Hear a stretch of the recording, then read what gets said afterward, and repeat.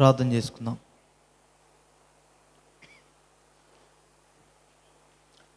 పరిశుద్ధుడు, ప్రేమగల పరలోకమందున మా తండ్రి, ఘనమైన రాజా, ఈ గొప్ప నామాన్ని బట్టి వందనాలు. మమ్మల్ని ప్రేమించి మరొక దినమంతట్లో మమ్మల్ని భద్రపరిచినందుకు వందనాలు. ఈ సాయంకాల సమయంలో నీ వాక్యం చుట్టూ చేరవచ్చే ఆధిక్యత నీ ప్రజలమైన మాకు అనుగ్రహించినందుకు వందనాలు. దినమంతట్లో ఆయా బాధ్యతల్లో నీ ప్రజలమైన మాకు ఇచ్చిన సహాయాన్ని బట్టి వందనాలు. ఈ సాయంకాల సమయంలో దేవ, నీ ప్రజలంగా నీ వాక్యం చేత పోషింపబడి నిమిత్తమై, ఆదరింపబడి పురుకొల్పబడి నిమిత్తమై, భద్రము చేయబడి నిమిత్తమై మరొకసారి ఇచ్చిన నీ నియామక కొడికిని బట్టి వందనాలు. దేవ, మా మధ్య మీరే సింహాసనాసీనుడేయండి మహిమపరచబడవలసిందిగా కోరుతున్నాం. దేవా, కూడి వచ్చిన నీ ప్రజలను బట్టి వందనాలు. ఇంకా నీ ఉద్దేశంలో ఉన్న వారు జత చేయబట్టకు సహాయం చేయండి. మెట్టుకు మేము నీ వాక్యమును గ్రహించటకు కృపనివ్వండి. నేను చూడగలిగే కన్నులు మాకు అనుగ్రహించండి. దేవ, నీ స్వరాన్ని వినే చెవులు ఇవ్వండి. దేవ, మా హృదయాన్ని కూడా నీ ఎదుట సమ్మతిగా నీ వాక్యమును అంగీకరించినట్లుగా, ఆ ప్రకారం నడుచుకున్నట్లుగా మా మనస్సును మీ స్వాధీనంలో ఉంచుకునండి. దేవ, నీ ప్రత్యక్షత అనుగ్రహించండి.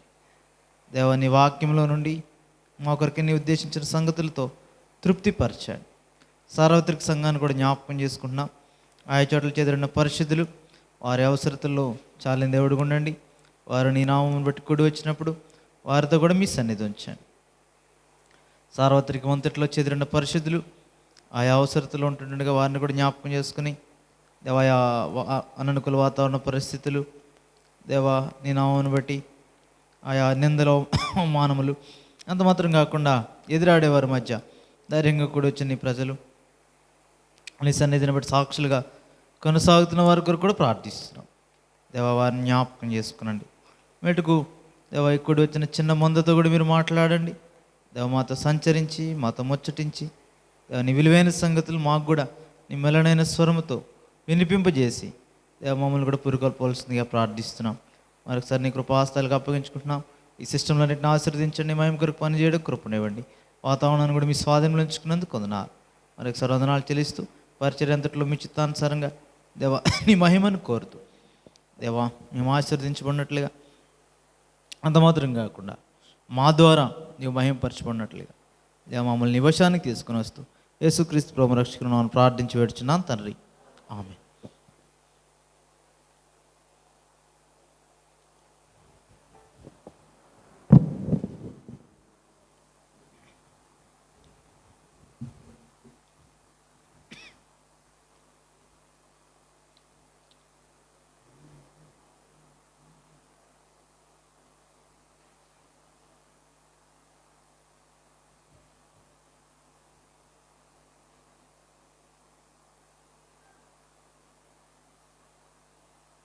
ఏడు 744 పాట పాడదాం. పాట సంఖ్య 744, పాత వాటిలో 728.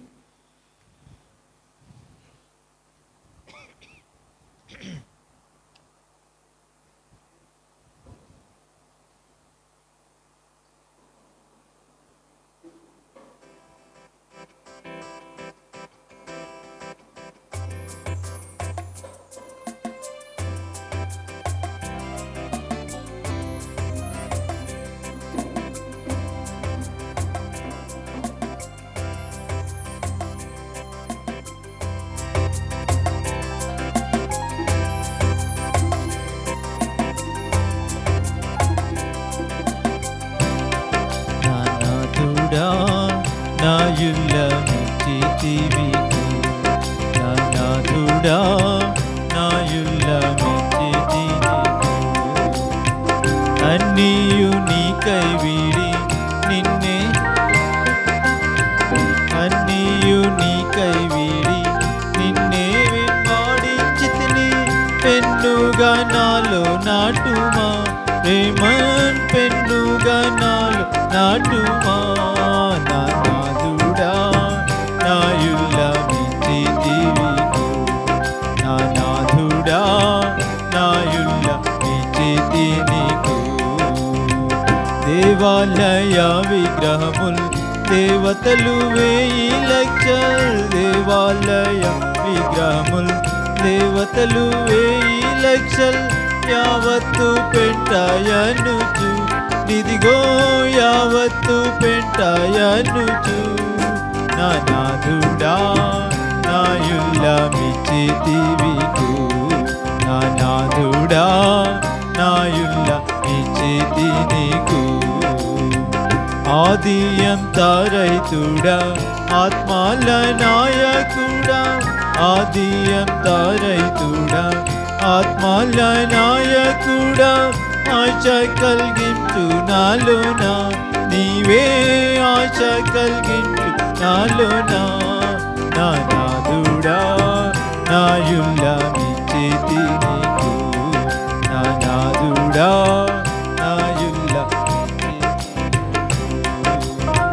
పరిశుద్ధ అవతారుడా మరియు తేనే అమృతుడా మరియు తేనే అమృతుడా ఇప్పుడు కరుణతో మమ్ముగావుమా నా నాథుడా నాయుల్లమిచ్చితి నీకు నా నాథుడా నాయుల్లమిచ్చితి నీకు భూతలమునకు వేంచేసి పాతకులా ప్రేమించితివి భూతలమునకు పాతకులా ప్రేమించితివి పాతకుడనే నైతిని మహాపాతకుడనే నైతిని నా నాథుడా నాయుల్లమిచ్చితి నీకు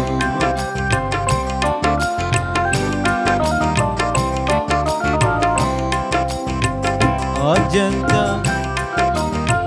బీదలకు ధననిధి ఆద్యంత మూలెనటి బీదలకు ధననిధి సదయుడా నన్ను చూడుమా ఇప్పుడు సదయుడా నన్ను చూడుమా నా నాథుడా నాయుల్లమిచ్చితి నీకు నా నాథుడా నాయుల్లమిచ్చితి నీకు హల్లెలూయా గీతమును ఎల్లెడలా చాటించెదను హల్లెలూయా గీతమును ఎల్లెడలా చాటించెదను ఉల్లామందానంద ధ్వని ఇది ఏ ఉల్లామందానంద ధ్వని నా నాథుడా నాయుల్లా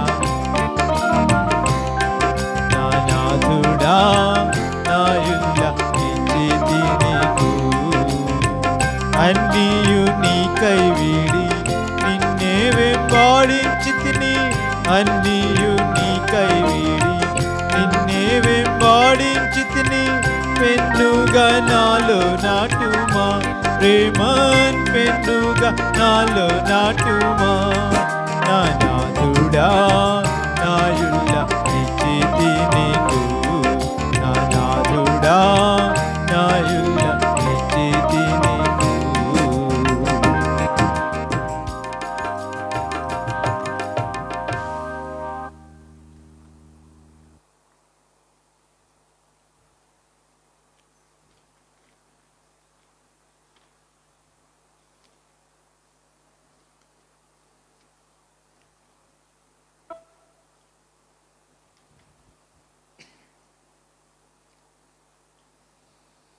ఏడు వందల 23వ పాట పాడదాం. 723 పాత పాటలు 707.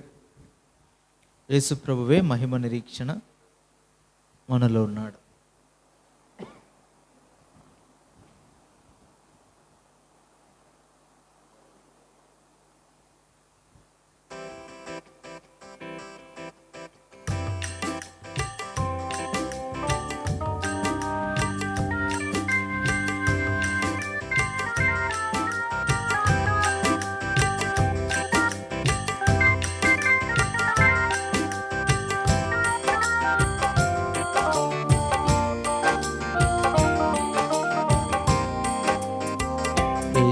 ప్రభువే మహిమ నిరీక్షణ మనలో ఉన్నాడు. జయధ్వనులతో స్తుతించెదము, జయధ్వనులతో అర్చించెదము. ప్రభువే నిరీక్షణ, ప్రభువే నిరీక్షణ. ఈ నిరీక్షణ రక్షణ కలిగే విడిపించెను మనలా. ఈ నిరీక్షణ చే రక్షణ కలిగే విడిపించెను మనలా. జీవపు నిరీక్షణ మనకి చుటకు కృత జన్మము నొసగే. జీవపు నిరీక్షణ మనకి చుటకు కృత జన్మము నొసగే. యేసు ప్రభువే మహిమ నిరీక్షణ మనలో ఉన్నాడు.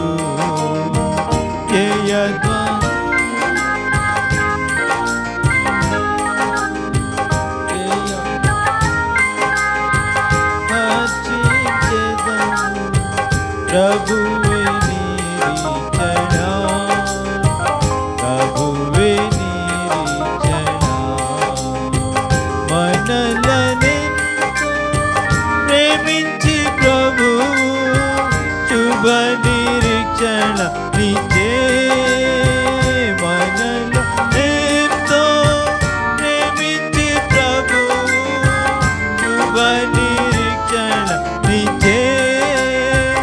అనంతకాల దయను చూపి ఆయనే స్థిరపరచెను. అనంతకాల దయను చూపి ఆయనే స్థిరపరచెను. యేసు ప్రభువే మహిమ నిరీక్షణ మనలో. జయధ్వనులతో అర్చించెదము, జయధ్వనులతో అర్చించెదము. ప్రభువే నిరీక్షణ, ప్రభువే నిరీక్షణ. క్రీస్తే మనకు సర్వాధికారి, మనమాయన గృహము. క్రీస్తే మనకు మనమాయన గృహము. అంతము వరకు స్థిరముగా నిలచి మన సింధుము. అంతము వరకు స్థిరముగా నిలచి మన సింధుము. యేసు ప్రభువే మహిమ నిరీక్షణ మనలో ఉన్నాడు. జయధ్వనులతో అర్చించెదము, అర్చించెదము. ప్రభువే నిరీక్షణ, ప్రభువే నిరీక్షణ. ఈ నిరీక్షణను కలిగిన వారే శుద్ధిపరచుకొందురు. ఈ నిరీక్షణను కలిగిన వారే శుద్ధిపరచుకొందురు. సరి చేసుకొనుడి ఆయనతో కూడా సమానులగు నాటు. సరి చేసుకొనుడి ఆయనతో కూడా సమానులగు నాటు. యేసు ప్రభువే మహిమ నిరీక్షణ మనలో ఉన్నాడు. జయ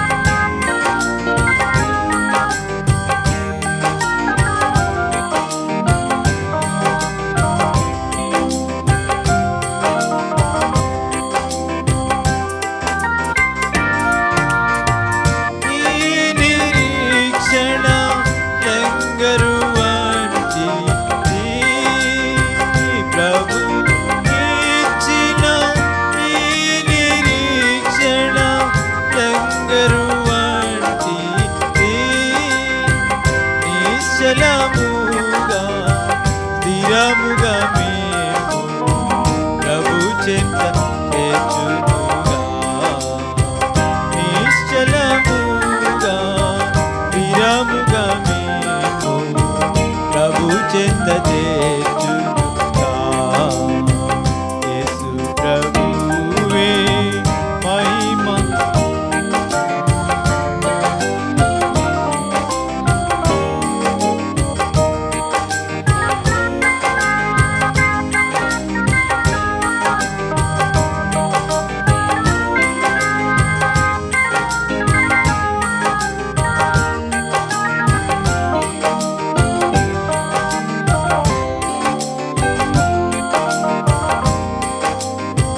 ప్రభు యేసు మహిమతో వచ్చునప్పుడు మనలను కొనిపోవును.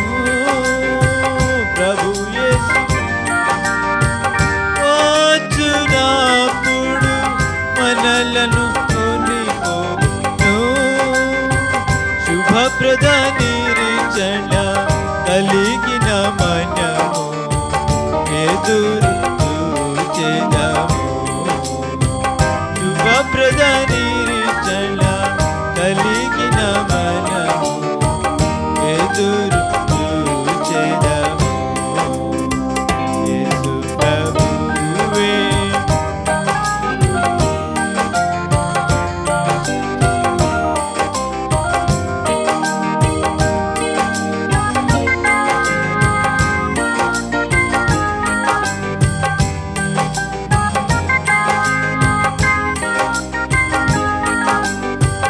ప్రభువే నిరీక్షణ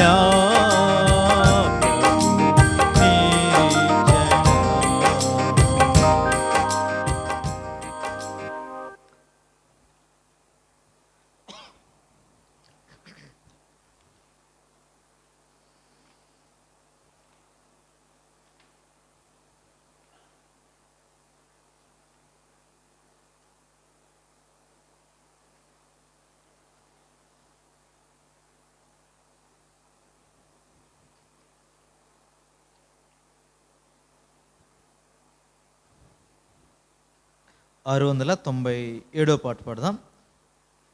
697 పాత పాటలు 681. 681.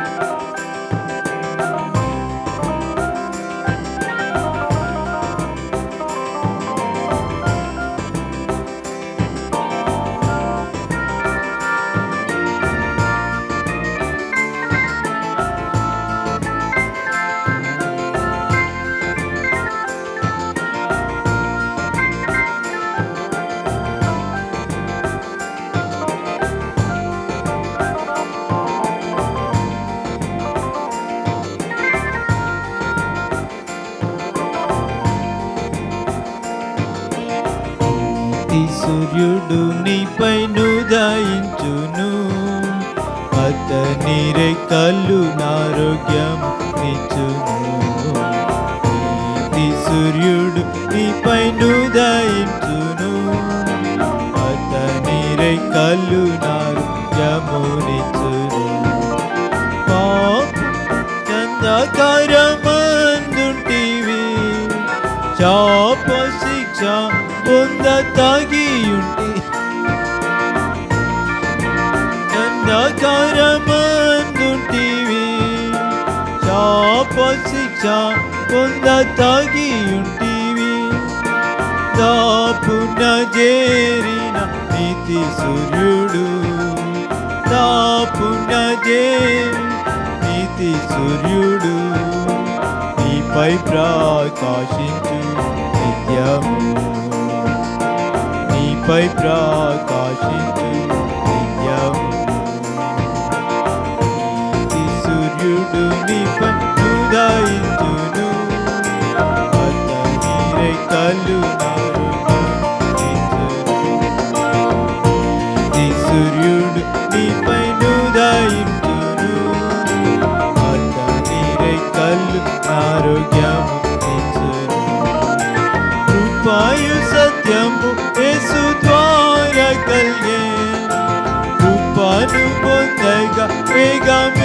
బంగారము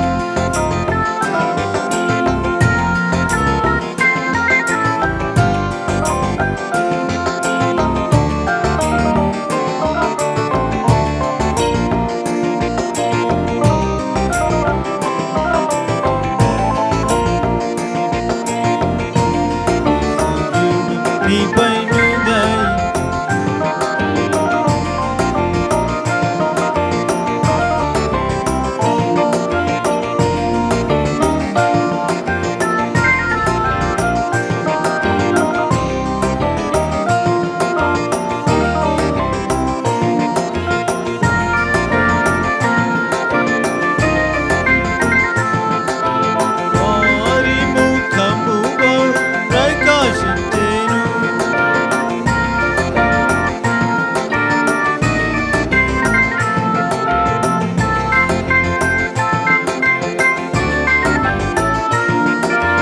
పరమ ప్రభును చూడు నీతి సూర్యుని, పరమ ప్రభును చూడు నీతి సూర్యుని కిరణములు వెలుగుచును, కిరణములు వెలుగుచును.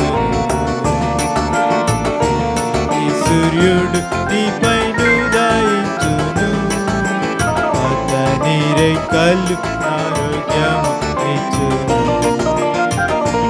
ఈ సూర్యుడు నీపైన ఉదయించును, అతని రెక్కలు ఆరోగ్యం. యెహోవా తేజస్సు అందరూ చూడ నిండి ఉండెను, మందిరమంతా యెహోవా తేజస్సు.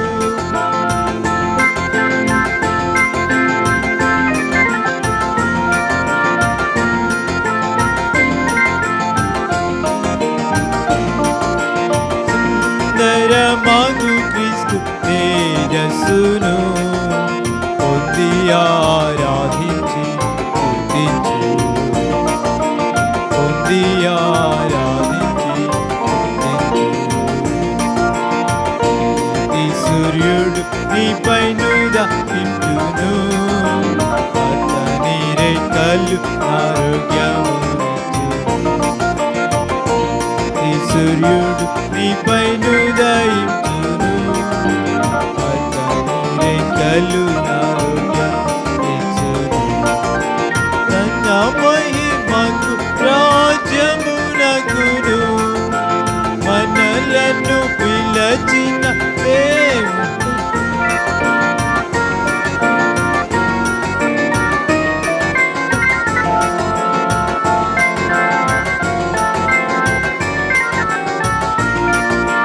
వినయము తోడ విధేయులమై, వినయము తోడ నడచుకొందుము నిత్యము, నడచుకొందుము నిత్యము. ఈ సూర్యుడు నీపైన ఉదయించును,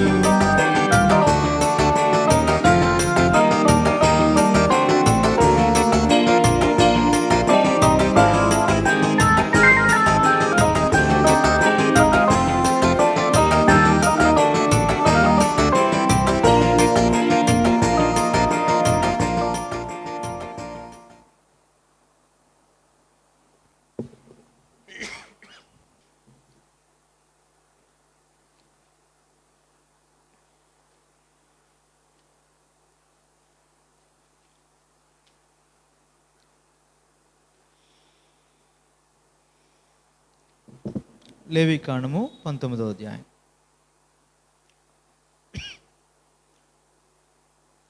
లేవికాండము 19వ అధ్యాయం. మరియు యెహోవా మోషేకు ఇలాగ సెలవిచ్చెను, ఇశ్రాయేలీయుల సర్వ సమాజముతో ఇట్లు చెప్పుము, మీలో ప్రతివాడు తన తల్లికి తన తండ్రికి భయపడవలను, నేను నియమించిన విశ్రాంతి దినమును ఆచరింపవలను. నేను మీ దేవుడనే యెహోవాను.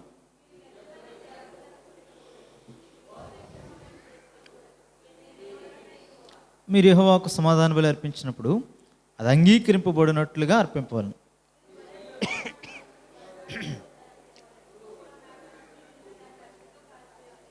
మూడవ నాడు దానిలో కొంచెమైనా తినే యెడల అది హేయమగును, అది అంగీకరింపబడదు.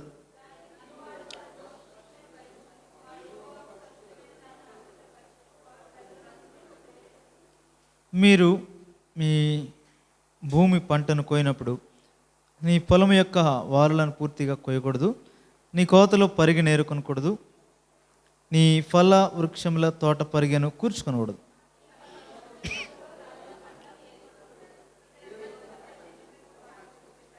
నేను మీ దేవుడు, నేను యెహోవాను. మీరు దొంగిలింపకూడదు, బొంకకూడదు, ఒకరితో ఒకడు అబద్ధం ఆడకూడదు,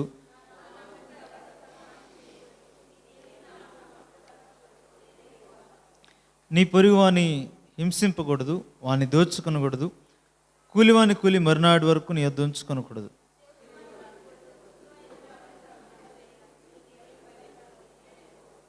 అన్యాయపు తీర్పు తీర్చకూడదు, బీదవాడని పక్షపాతం చేయకూడదు, గొప్పవాడిని అభిమానం చూపకూడదు. న్యాయమును బట్టి నీ పొరుగు వానికి తీర్పు తీర్చవలను.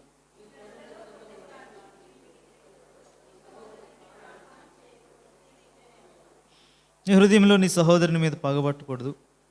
నీ పొరుగువాని పాపము నీ మీదకి రాకున్నట్లు నువ్వు తప్పక వాడిని గద్దెంపలను.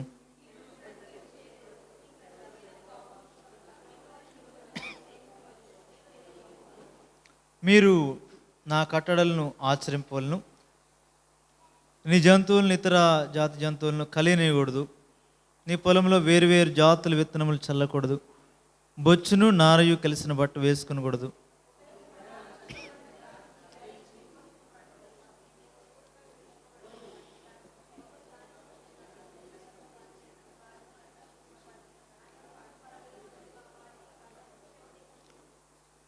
అతడు అపరాధ పరిహారార్థ బలిననగా అపరాధ పరిహారార్థ బలియకు పొట్టేలను ప్రత్యక్ష గుడారం యొక్క ద్వారంలోకి యెహోవా సన్నిధికి తీసుకుని రావాలను.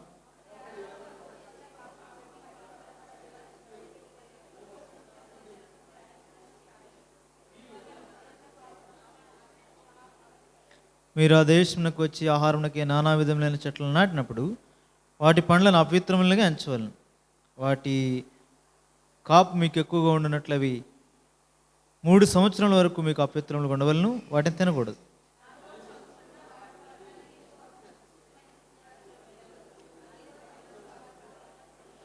నేను మీ దేవుడు, నేను యెహోవాను.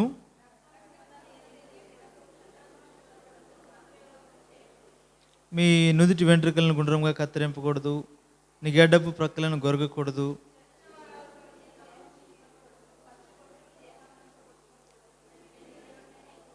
నీ దేశం వ్యభిచరింపకయు దుష్కాం ప్రవర్తనతో నిండకయు ఉన్నట్లు నీ కుమార్తె వ్యభిచారణ ఏమిటికి ఆమెను వేసిగా చేయకూడదు.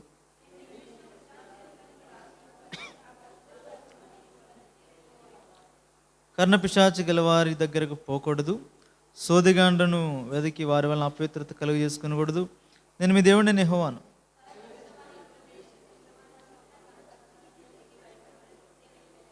మీ దేశమందు పరదేశిని మధ్య నివసించినప్పుడు వారిని బాధింపకూడదు.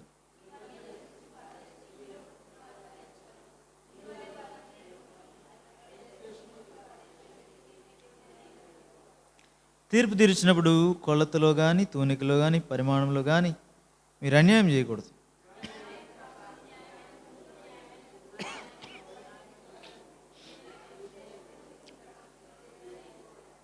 కాగా మీరు నా కట్టడలన్నిటినీ నా విధులన్నిటినీ అనుసరించి నడుచుకున్న వాళ్ళను నేను యెహోవాను. ప్రభు సహాయం కొరకే ప్రార్థన చేద్దాం. ప్రేమ కలిగిన తండ్రి, మరొకసారి వందనాలు. ఈ అధ్యాయం చదువుటకై భాషలో మా స్వభాషలో పరిశుద్ధ లేఖనాలు రాయించిన వందన బట్టి వందనాలు. దాని కొరకు అనేక దైవజనుల ప్రయాసము, వారి అర్పణ ద్వారా మా ఎదుగు తీసుకొచ్చినందుకు వందనాలు.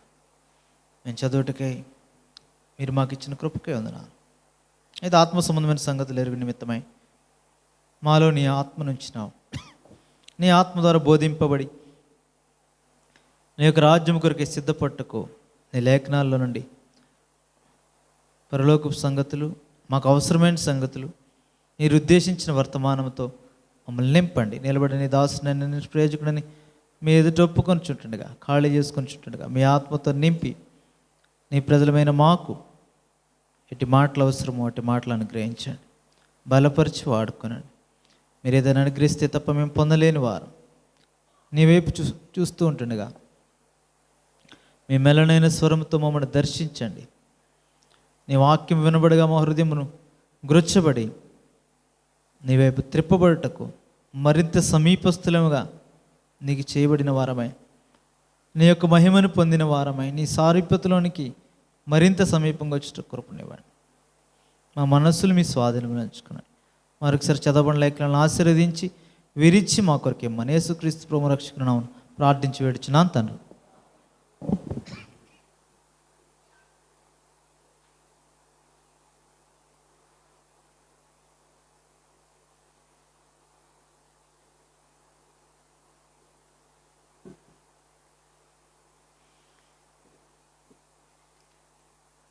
దేవుని యొక్క ఉన్నతమైన ఉద్దేశాన్ని ఈ లేవీకాండంలో ఇశ్రాయేలీయుల ఎడల దేవుడు చూపించడం మనం ధ్యానిస్తున్నాం. అనగా ఆ పరిశుద్ధుడైన దేవుణ్ణి సమీపించుట, ఆయనతో నివసించుట అనేది, అంటే ఆయనతో మానవుడు నివసించుట, సహవాసం చేయుట, ఇది దేవుని యొక్క ఉన్నతమైన ఉద్దేశం. దాని కొరకై మానవుడు నిర్మించాడు. మానవుడితో ఆదాముతో సహవాసం చేసి నడిచాడు, ఆదామవ్వలతో. ఈ దేవుడు మానవుని ద్వారానే ఆరాధింపబడాలని, స్తోత్రింపబడాలని, మహిమపరచబడాలని కోరుతున్నాడు. దేవదూతలు ఆరాధిస్తున్నారు, సమస్త సృష్టి కూడా ప్రభువును మహిమపరుస్తున్నారు. అయితే వాటితో తృప్తిపరచబడట్లేదు దేవుడు. మానవులమైన మన ద్వారా ఆయన మహిమపరచబడాలని, అవన్నీ కాదు, మనం ఆయనకు సమీపంగా ఉండాలని ప్రభు కోరుతున్నాడు. ఎంత సమీపం అంటే, ఇప్పుడు ప్రత్యక్షత ఇచ్చేశాడు కాబట్టి సంపూర్ణంగా లేఖనాలన్నీ, సంపూర్ణమైన లేఖనాలు మన చేతిలో పెట్టాడు కాబట్టి మనం ఎరుగుదాం. ఎంత సమీపం అంటే ప్రభువుతో మనల్ని ఐక్యపరచుకోవాలని కోరుతున్నాడు. ఎలాగూ తండ్రి, కుమారుడు, పరిశుద్ధాత్మ దేవుడు ఎలాగూ మేము ఏకమై ఉన్నామో, అలాగే ఎవరైతే కుమారుని నామమందు విశ్వసించారో వారందరినీ సంఘముగా ఐక్యపరిచి దేవునితో ఐక్యపరచబడాలని, అంత సమీపంగా ప్రభువుకి వెళ్ళాలి, ప్రభువుతో మనం ఉండాలని దేవుని ఉద్దేశం. దాని కొరకై ఈ తప్పిపోయిన మానవుడు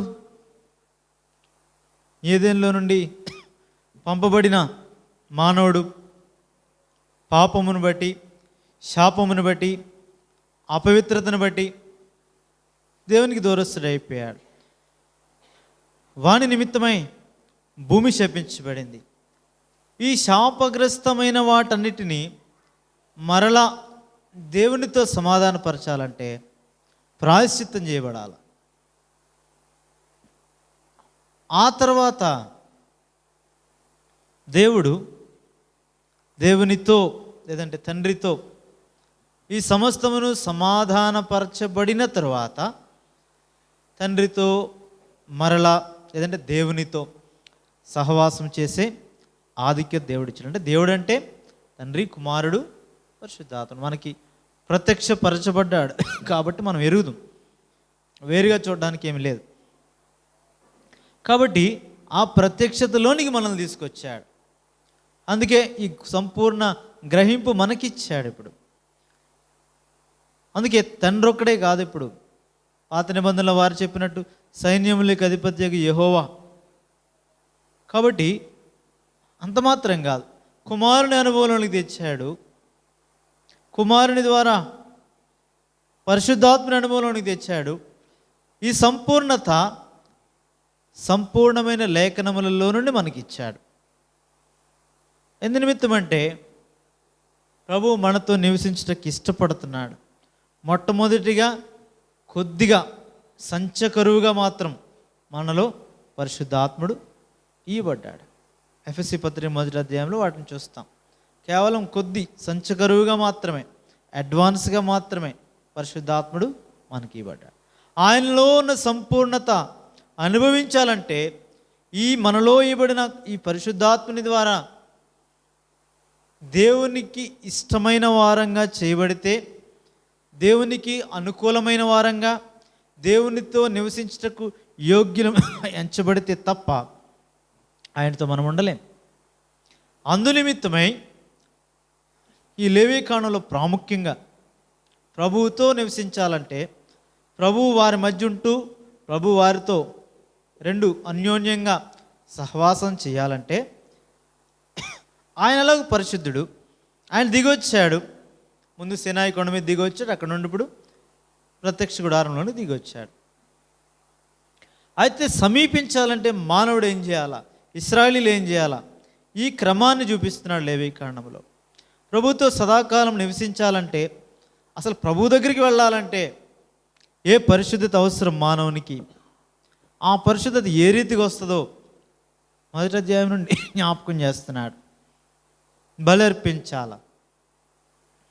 ఆ బలులు అర్పణలు ప్రాయశ్చిత్తం చేయబడాల, అంగీకరించబడినట్లుగా.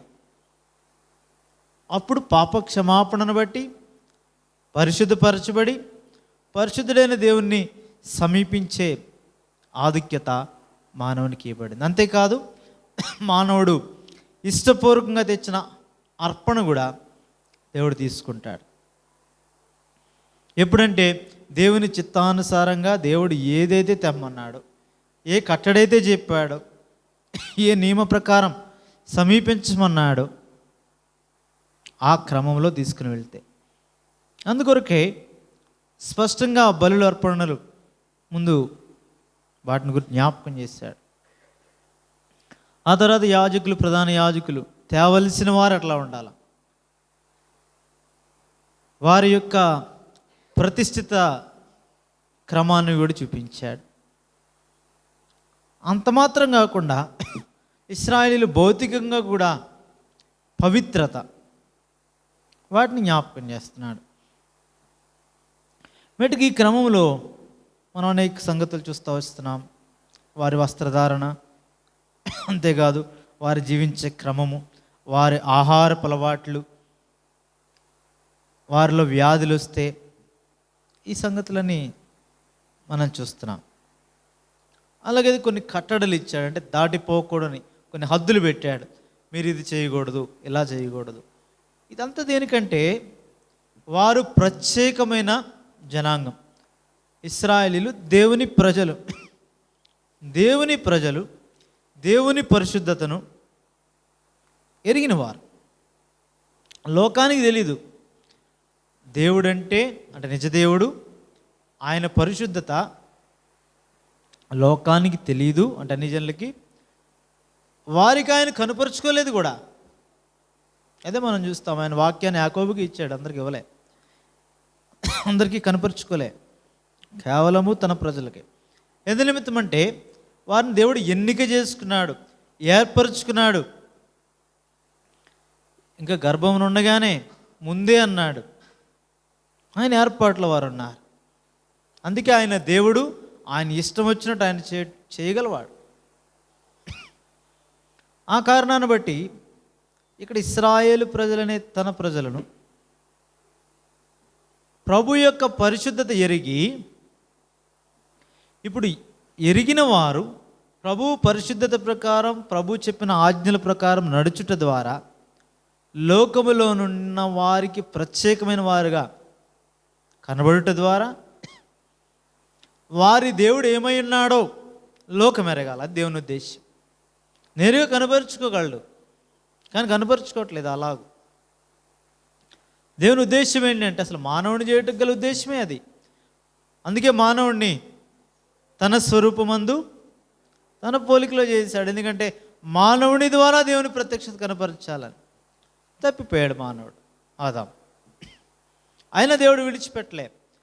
ఒక మానవుడు తప్పిపోయినా సంఘముగా చేసి ఇప్పుడు ఒకటిగా కాదు, ఇప్పుడు ఒక జనాంగము ద్వారా ఒక ప్రజ ద్వారా తనను ప్రత్యక్షపరచుకోవాలని కోరుతున్నాడు.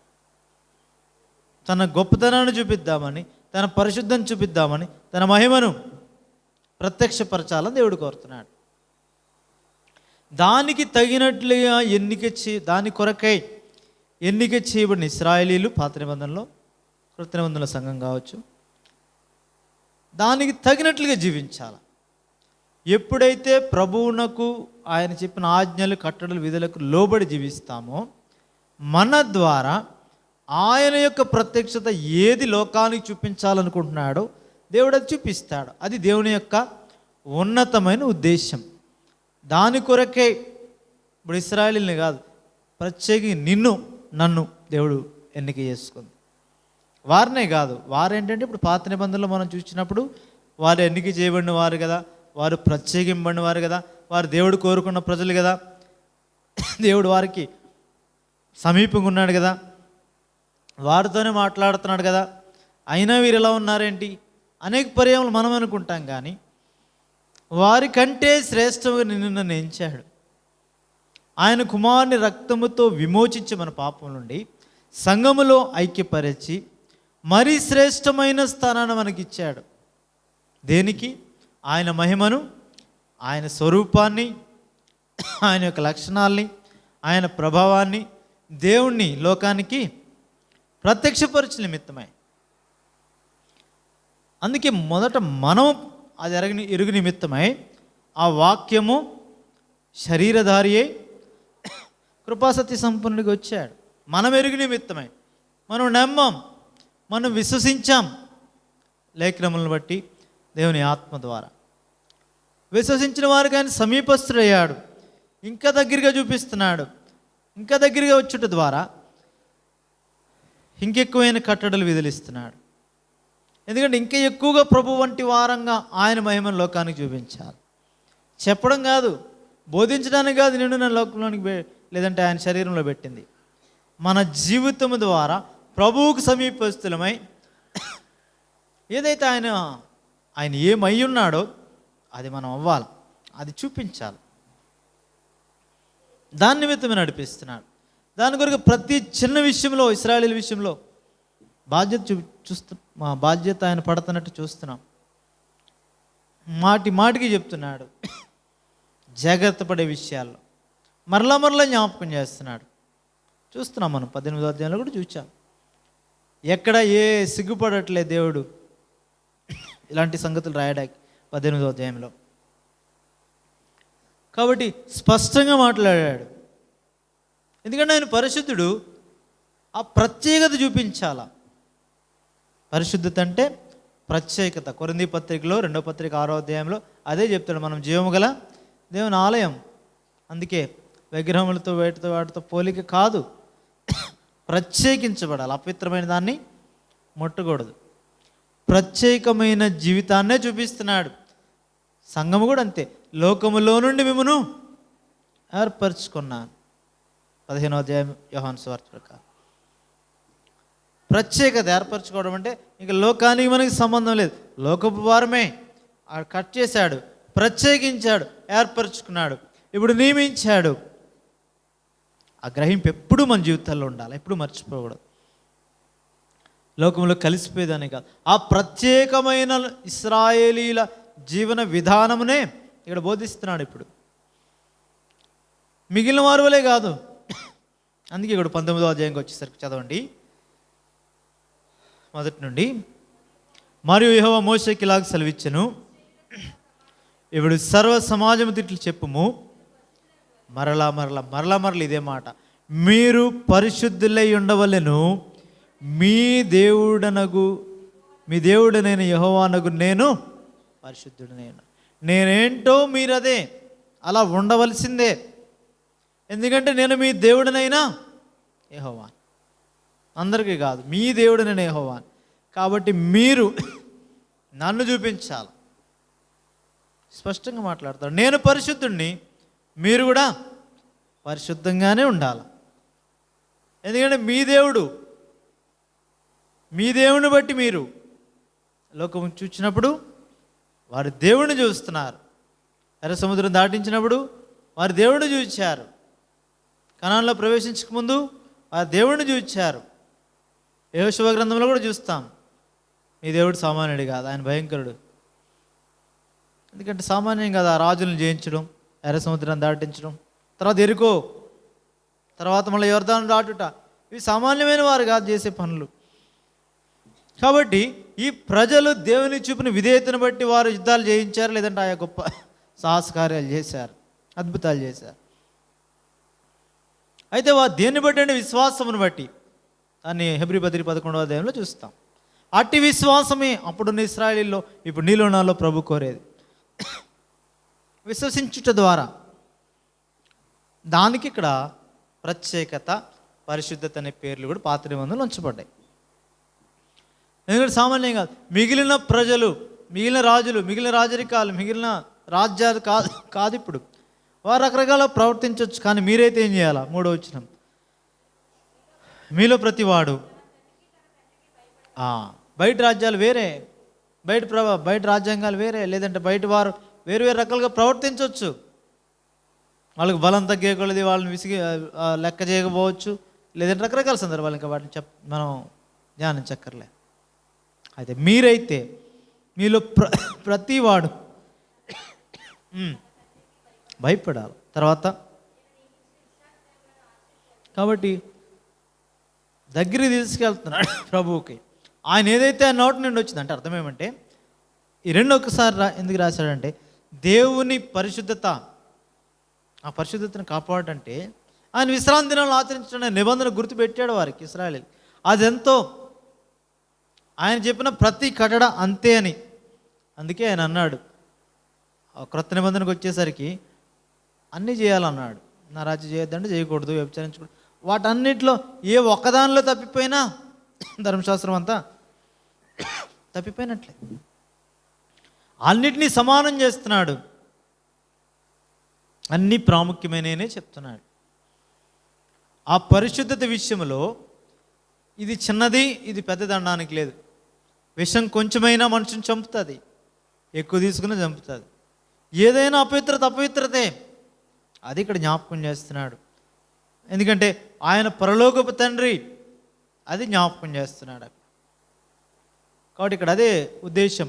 ఈ విశ్రాంతిని గురించి మాట్లాడినప్పుడు అటు సంఘాన్ని గురించి, ఇటు పరలోకపు తండ్రిని గురించి మాట్లాడుతున్నాడు. కానీ వారికైతే భౌతికంగా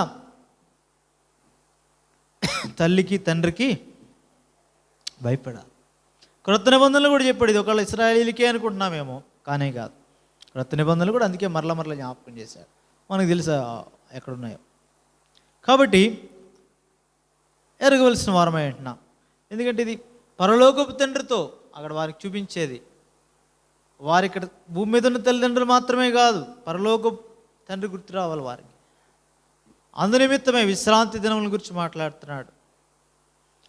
అలా అని దినములు మాసములు లెక్కించడం కాదు అని చెప్పాడు మళ్ళీ కొత్త నిబంధనల పౌలు కూడా. ఆయన నెరవేర్చేశాడు సంపూర్ణంగా. ఆ సంపూర్ణత వైపు తీసుకెళ్తున్నాడు. అందుకే హెబ్రీ పత్రిక 4వ అధ్యాయంలో చూడండి, ఉదాహరణకి ఈ విశ్రాంతి దినం గురించి చూస్తే హెబ్రీ పత్రిక 4వ అధ్యాయం అంతా అదే మాట్లాడతాడు. అయితే అంతా కాదు కానీ హెబ్రీలకు రాసిన పత్రిక 4వ అధ్యాయము 9వ వచనం నుండి, కాబట్టి దేవుని ప్రజలకు విశ్రాంతి నిలిచి ఉన్నది, ఎందుకనగా దేవుడు తన కార్యములను ముగించి విశ్రమించిన ప్రకారము ఆయన యొక్క విశ్రాంతిలో ప్రవేశించిన వాడు కూడా తన కార్యములను ముగించి విశ్రమించాడు. ఇది చాలా ప్రాముఖ్యం. దేవుడు తన కార్యములను ముగించి విశ్రమించాడు. ఎప్పుడు? ఆదికాండము 2వ అధ్యాయంలో చూస్తాం. దేవుడు తన కార్యాలను అన్నిటిని ముగించి ఏం చేశాడు? విశ్రమించానని చూస్తాం కదా, 2వ అధ్యాయం మొదటి వచనం అన్నప్పుడు. సరే, ఆ తర్వాత దేవుడు అంటే ప్రభువైన యేసుక్రీస్తు. ఆయన కూడా అదే చెప్పాడు, చేయడానికి నీవు నాకు ఇచ్చిన పని ఆయన నేను సంపూర్ణంగా నెరవేర్చి మాయంపరిచాడు. మరలా ఆయన కూడా విశ్రాంతి. ఆ విశ్రాంతికి సాదృశ్యంగానే ఆయన సమాధిలో ఉంచబడెను అని రాయబడింది. కీర్తన 23 అంతా అదే. ఆయన నా ప్రాణమునకు ఆ విశ్రాంతి. కానీ దేవుని ప్రజలకు విశ్రాంతి నిలిచింది. ఎవరికి విశ్రాంతి? ఆయన చెప్పాడు. దేవుడు ఎట్లా తండ్రిలో కుమారునిలో పని చేసి దాన్ని ఏం చేశారు? సంపూర్ణం చేసి, లేదంటే ముగించి. ఏమని రాయబడింది? దేవుడు తన కార్యములను 10వ వచనం ముగించి విశ్రమించారు. ఇప్పుడు ఎవరైతే ఆయనకు విశ్రాంతిలో ప్రవేశిస్తారో వారు ఏం చేస్తే దానిలో ప్రవేశిస్తారు? తన కార్యములను ముగించి. చాలా ప్రాముఖ్యం. అందుకే తండ్రి అయిన దేవుడు ఒక్కడే, దానిలో మళ్ళీ కన్ఫ్యూజ్ అవ్వాల్సిన అవసరం ఏం లేదు. అయితే ఆది కాండంలో దేవుడు తన పని, లేదంటే ఒకసారి చదవండి 2:1, ఆది కాండము 2వ అధ్యాయము. సంపూర్తి చేయబడెను, సంపూర్తి చేసి పని అంతటి నుండి 7వ దినమున విశ్రమించెను. కాబట్టి ఆశీర్వదించి పరిశుద్ధపరచెను.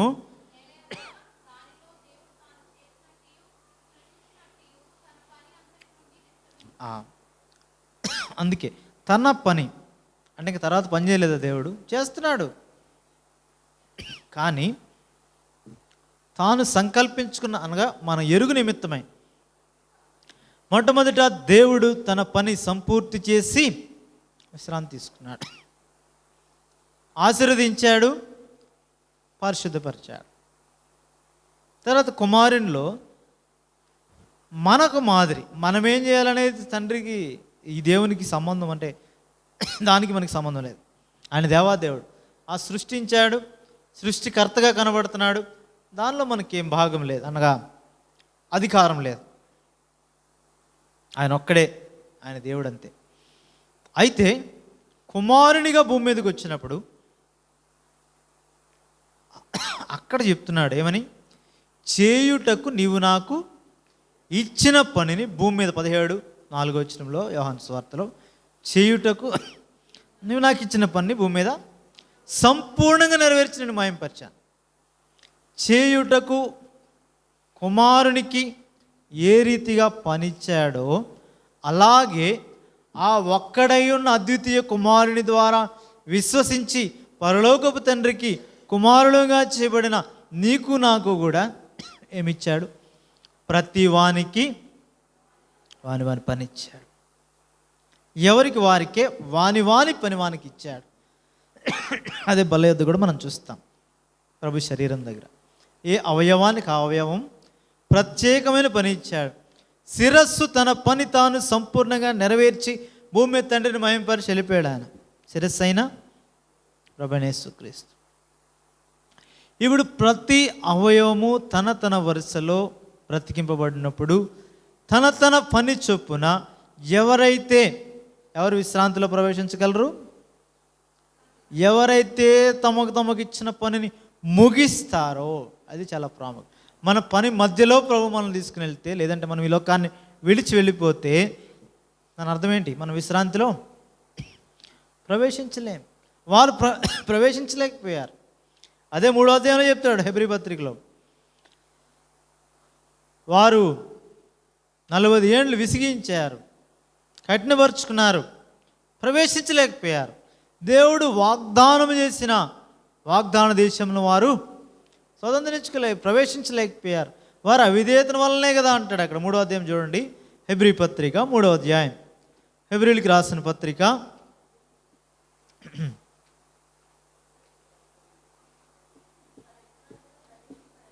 ఉమ్, ఉమ్, ఉమ్. అవిశ్వాసము చేతనే వారు ప్రవేశించలేకపోయారు. విశ్వాసము, ప్రత్యేకత, పరిశుద్ధత, వీటిని గురించి మాట్లాడుతున్నాం. ఇవన్నీ ఒకటే, అంటే ఒకదానికొకటి రిలేటెడ్. అందుకే ఇందాక చూసాం విశ్రాంతి. అందుకే దేవుడు ఏం చేశాడు? ఆశీర్వదించి 7వ దినాన్ని పరిశుద్ధపరిచాడు. విశ్వాసము, నిరీక్షణ. ఈ మధ్యలో నిరీక్షింపబడు వాటిని పొందు నిమిత్తమై విశ్వసించిన మనకు ప్రత్యేకత, పరిశుద్ధత అవసరం. అందుకే అన్నీ మాట్లాడతాడు కలిపి అక్కడ 6వ అధ్యాయం 2 కొరింథీ 2వ పత్రిక. అవిశ్వాసులు, విశ్వాసులు ఇద్దరిని తీసుకొచ్చాడు. వాళ్ళతో ఉండేది కాదు, ఇద్దరు కలిసి ఉండేది కాదు. ప్రత్యేకత మాట్లాడతాడు అక్కడ. ప్రత్యేకంగా ఉండండి. అపవిత్రమైన దాన్ని పరిశుద్ధత గురించి మాట్లాడుతున్నాడు. ఈ 3 మాట్లాడతాడు అక్కడ 18 వచ్చిన అనుకుంటే 6వ అధ్యాయం కొరింథీ 2వ పత్రికలో. కాబట్టి ఎందుకంటే మనం జీవము గల దేవుని ఆలయం, అది జ్ఞాపకం చేస్తాడు. ఎవరి పత్రికలో కూడా అదే జ్ఞాపకం చేస్తాడు. 3వ అధ్యాయంలో వారు 8 నుండి చూస్తే అవన్నీ ఉంచబడ్డాయి, చదవవసరం లేదు. కానీ వాళ్ళు ఎట్లా దేవుని శబ్దాన్ని దానికి లోబడలేని కారణాన్ని బట్టి విశ్రాంతిలో ప్రవేశించలేదో చూస్తాం. 12వ వచనం, సహోదరులారా, ఇప్పుడు మన సంగతి చెప్తున్నాడు. జీవము గల దేవుని విడిచిపోవునట్టి విశ్వాసము లేని దుష్ట హృదయం. జాగ్రత్త పడాలా. విశ్వాసము లేని హృదయాన్ని దుష్ట హృదయం అంటున్నాడు ఆయన. విశ్వాసము లేని దుష్ట హృదయం. విశ్వాసం అనగా పరిశుద్ధత అవసరం, అక్కడ ప్రత్యేకత అవసరం, పవిత్రత అవసరం. ఇవన్నీ కలిపి ఉంటాయి ఒకదాంతో వేరుపరచడానికి వీల్లేదు. అందుకే దేవునికి ఇష్టలై ఉండాలంటే విశ్వాసం లేకుండా దేవునికి ఇష్టడై ఉండుట అసాధ్యం. విశ్వాసం అంటే మళ్ళా పరిశుద్ధత లేకుండా దేవునికి ఇష్టడై ఉండుట అని అర్థం. అక్కడ రాయబడలేదు అలా. విశ్వాసం అంటే ఏంటి? విశ్వాసం అంటే అర్థం దానిలోకి ఈ పరిశుద్ధత వస్తుంది, ప్రత్యేకమైన జీవితం, లోకంతో కలిసిపోవడం కాదు, ప్రత్యేకించుకుంటేనే దేవునికి ఇష్టలై ఉంటారు. లేఖనాలు అనేవి సాక్ష్యం చెప్తున్నాయి కదా. ఎవరు ప్రత్యేకంగా ఉన్నారో వారిని ప్రత్యేకపరిచాడు దేవుడు. ఆ శిష్యులను కూడా ప్రత్యేకపరిచాడు. సంఘం అనగా లోకంలో ప్రత్యేకింపబడినవారు, లోకంలో లాగబడినవారు, తీయబడినవారు, ఏర్పరచబడినవారు, కొనబడినవారు, ఆయన రక్తంతో ప్రత్యేకింపబడినవారు సంఘం అంటే. కాబట్టి ఈ విశ్రాంతిని గురించి మాట్లాడుతూ ముగించాలా. మనకి ఇవ్వబడిన పనిని భూమి మీద ముగిస్తేనే విశ్రాంతిలో ప్రవేశిస్తాం. లేకపోతే వారు ప్రవేశించినట్లు మనం కూడా ప్రవేశించలేకపోయినట్లు మనం కూడా విశ్రాంతిలో ప్రవేశించలేం. అందుకే 4వ అధ్యాయంలో చెప్తున్నాడు మొదటి నుండి హెబ్రీ పత్రిక.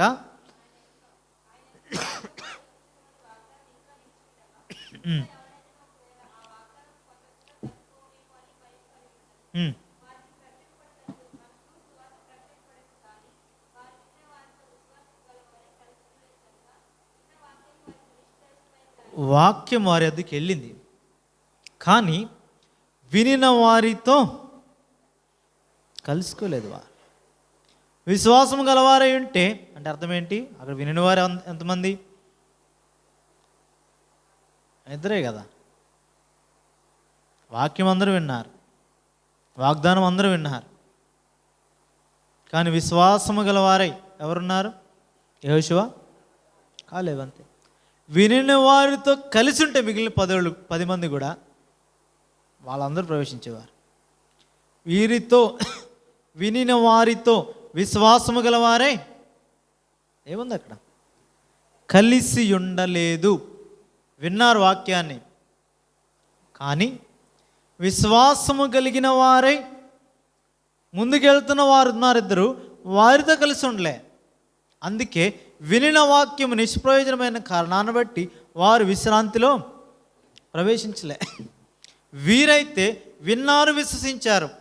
అక్కడ ఏముంటే మాకేంటి, అసలు మాకు వేగు చూడడమే అవసరం లేదన్నట్టున్నారు వాళ్ళు. ఎందుకు? అసలు వేగు చూడమని దేవుడు చెప్పలేదు కదా. చెప్పాడా? చెప్పాడు, అయితే అనుమతించాడు, అంతే. అందుకే సంఖ్యాకాండం 13వ అధ్యాయంలో ఆ మాటలు ఉంటాయి. ఎందుకంటే వాళ్ళే కాబట్టి, వాళ్ళ మధ్య జరిగిన సంగతులే కాబట్టి. మొదటి నుండి సంఖ్యాకాండం 13వ అధ్యాయం మొదటి వచనం నుండి సంఖ్యాకాండము 13వ అధ్యాయం.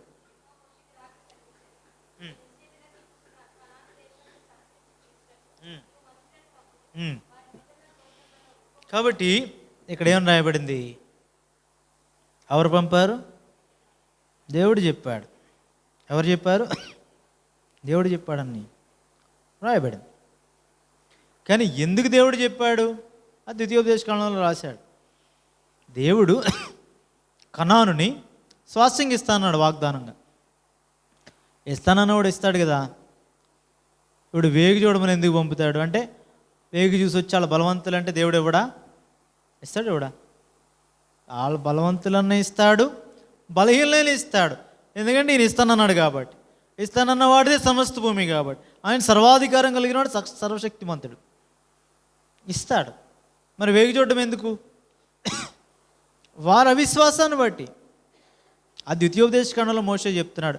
ఎందుకంటే ఇక్కడున్న ప్రజలకు తెలుసు, సంఖ్యాకాండంలో ఈ మాటలు చెప్తున్న ప్రజలు వేరే, ద్వితీయోపదేశకాండంలో అక్కడున్న వాళ్ళు వేరే. వాళ్ళు రెండో తరం వారు, తర్వాత తరం వారు. అప్పుడు ఏం జరిగింది వీళ్ళకి తెలియదు, వాళ్ళకి తెలియదు. వీళ్ళకి తెలుసు కాబట్టి ఇక్కడ ఏం చెప్పట్లే. సరే దేవుడు చెప్పాడు, వెళ్ళండి వేగి చూడండి అన్నాడు. కానీ నిజానికి ద్వితీయోపదేశకాండం మొదటి అధ్యాయంలో, ద్వితీయోపదేశకాండము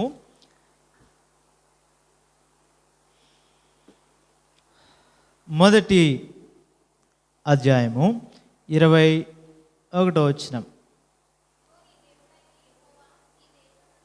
ఈ దేశం నీకు అప్పగించెను, దాన్ని స్వాధీనపరచుకొనుము, భయపడకుము. దేవుడు ఏం చెప్పాడు? మీరేం భయపడ, ధైర్యం తెచ్చుకోండి, అధైర్యపడద్దు, దానిని స్వాధీనం చేసుకోండి. ఎందుకంటే ఏది స్వాధీనం చేసుకోగలం? విజయము పొందిన దానిని స్వాధీనం చేసుకో. ఆయన ఆల్రెడీ ఆయన చెప్పాడంటే అర్థమేంటి? దేవుడు చెప్పాడంటే ఆల్రెడీ మీరు విజయం పొందారు. ఇప్పుడు నీకు నా జీవితంలో కూడా అదే. దేవుడు ఆల్రెడీ అపవాదిపై, లోకంపై, సమాధిపై, అన్నిటిపై విజయం పొందాడు.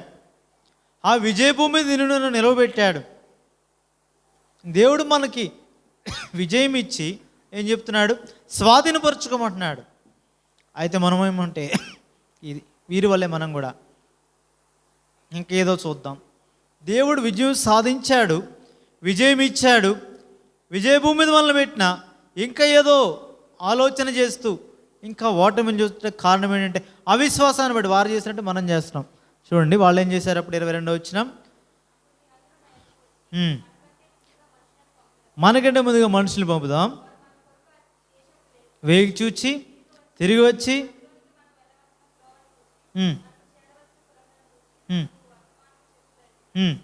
ఈ మాట మంచిదా, నేను గోత్రానికి ఒకటిని ఒక మనిషిని చెప్పిన 12 మనుషులను పంపించాను, లేదని పిలిపించి వారిని పంపించాను. అంటే దేవుని సెలవు అడిగాను, దేవుడు ఒప్పుకున్నాడు, మిమ్మల్ని పంపించాను. కాబట్టి ఈ తర్వాత తరం వాళ్ళకి తెలియదు కాబట్టి చెప్తున్నాడు ద్వితీయోపదేశకాండంలో. సంఖ్యాకాండంలో అయితే వాళ్ళే కదా అడిగిన వాళ్ళు, వాళ్ళే. మీరు అడిగారు కాబట్టి దేవుడు పంపుతున్నాడు, వెళ్ళండి అన్నాడు. ఇక్కడైతే వారికి తెలియదు కదా ఎందుకు వెళ్ళారు. తర్వాత తరం వాళ్ళకి తెలియదు, దేవుడే పంపాడు అనుకుంటారేమో అని ముందే చెప్తున్నాడు. మీరు అడిగారు, దేవుడు అలా చెప్పలే, దేవుడు స్వాధీనం చేసుకోమన్నాడు, మీరే అలా చెప్పారు.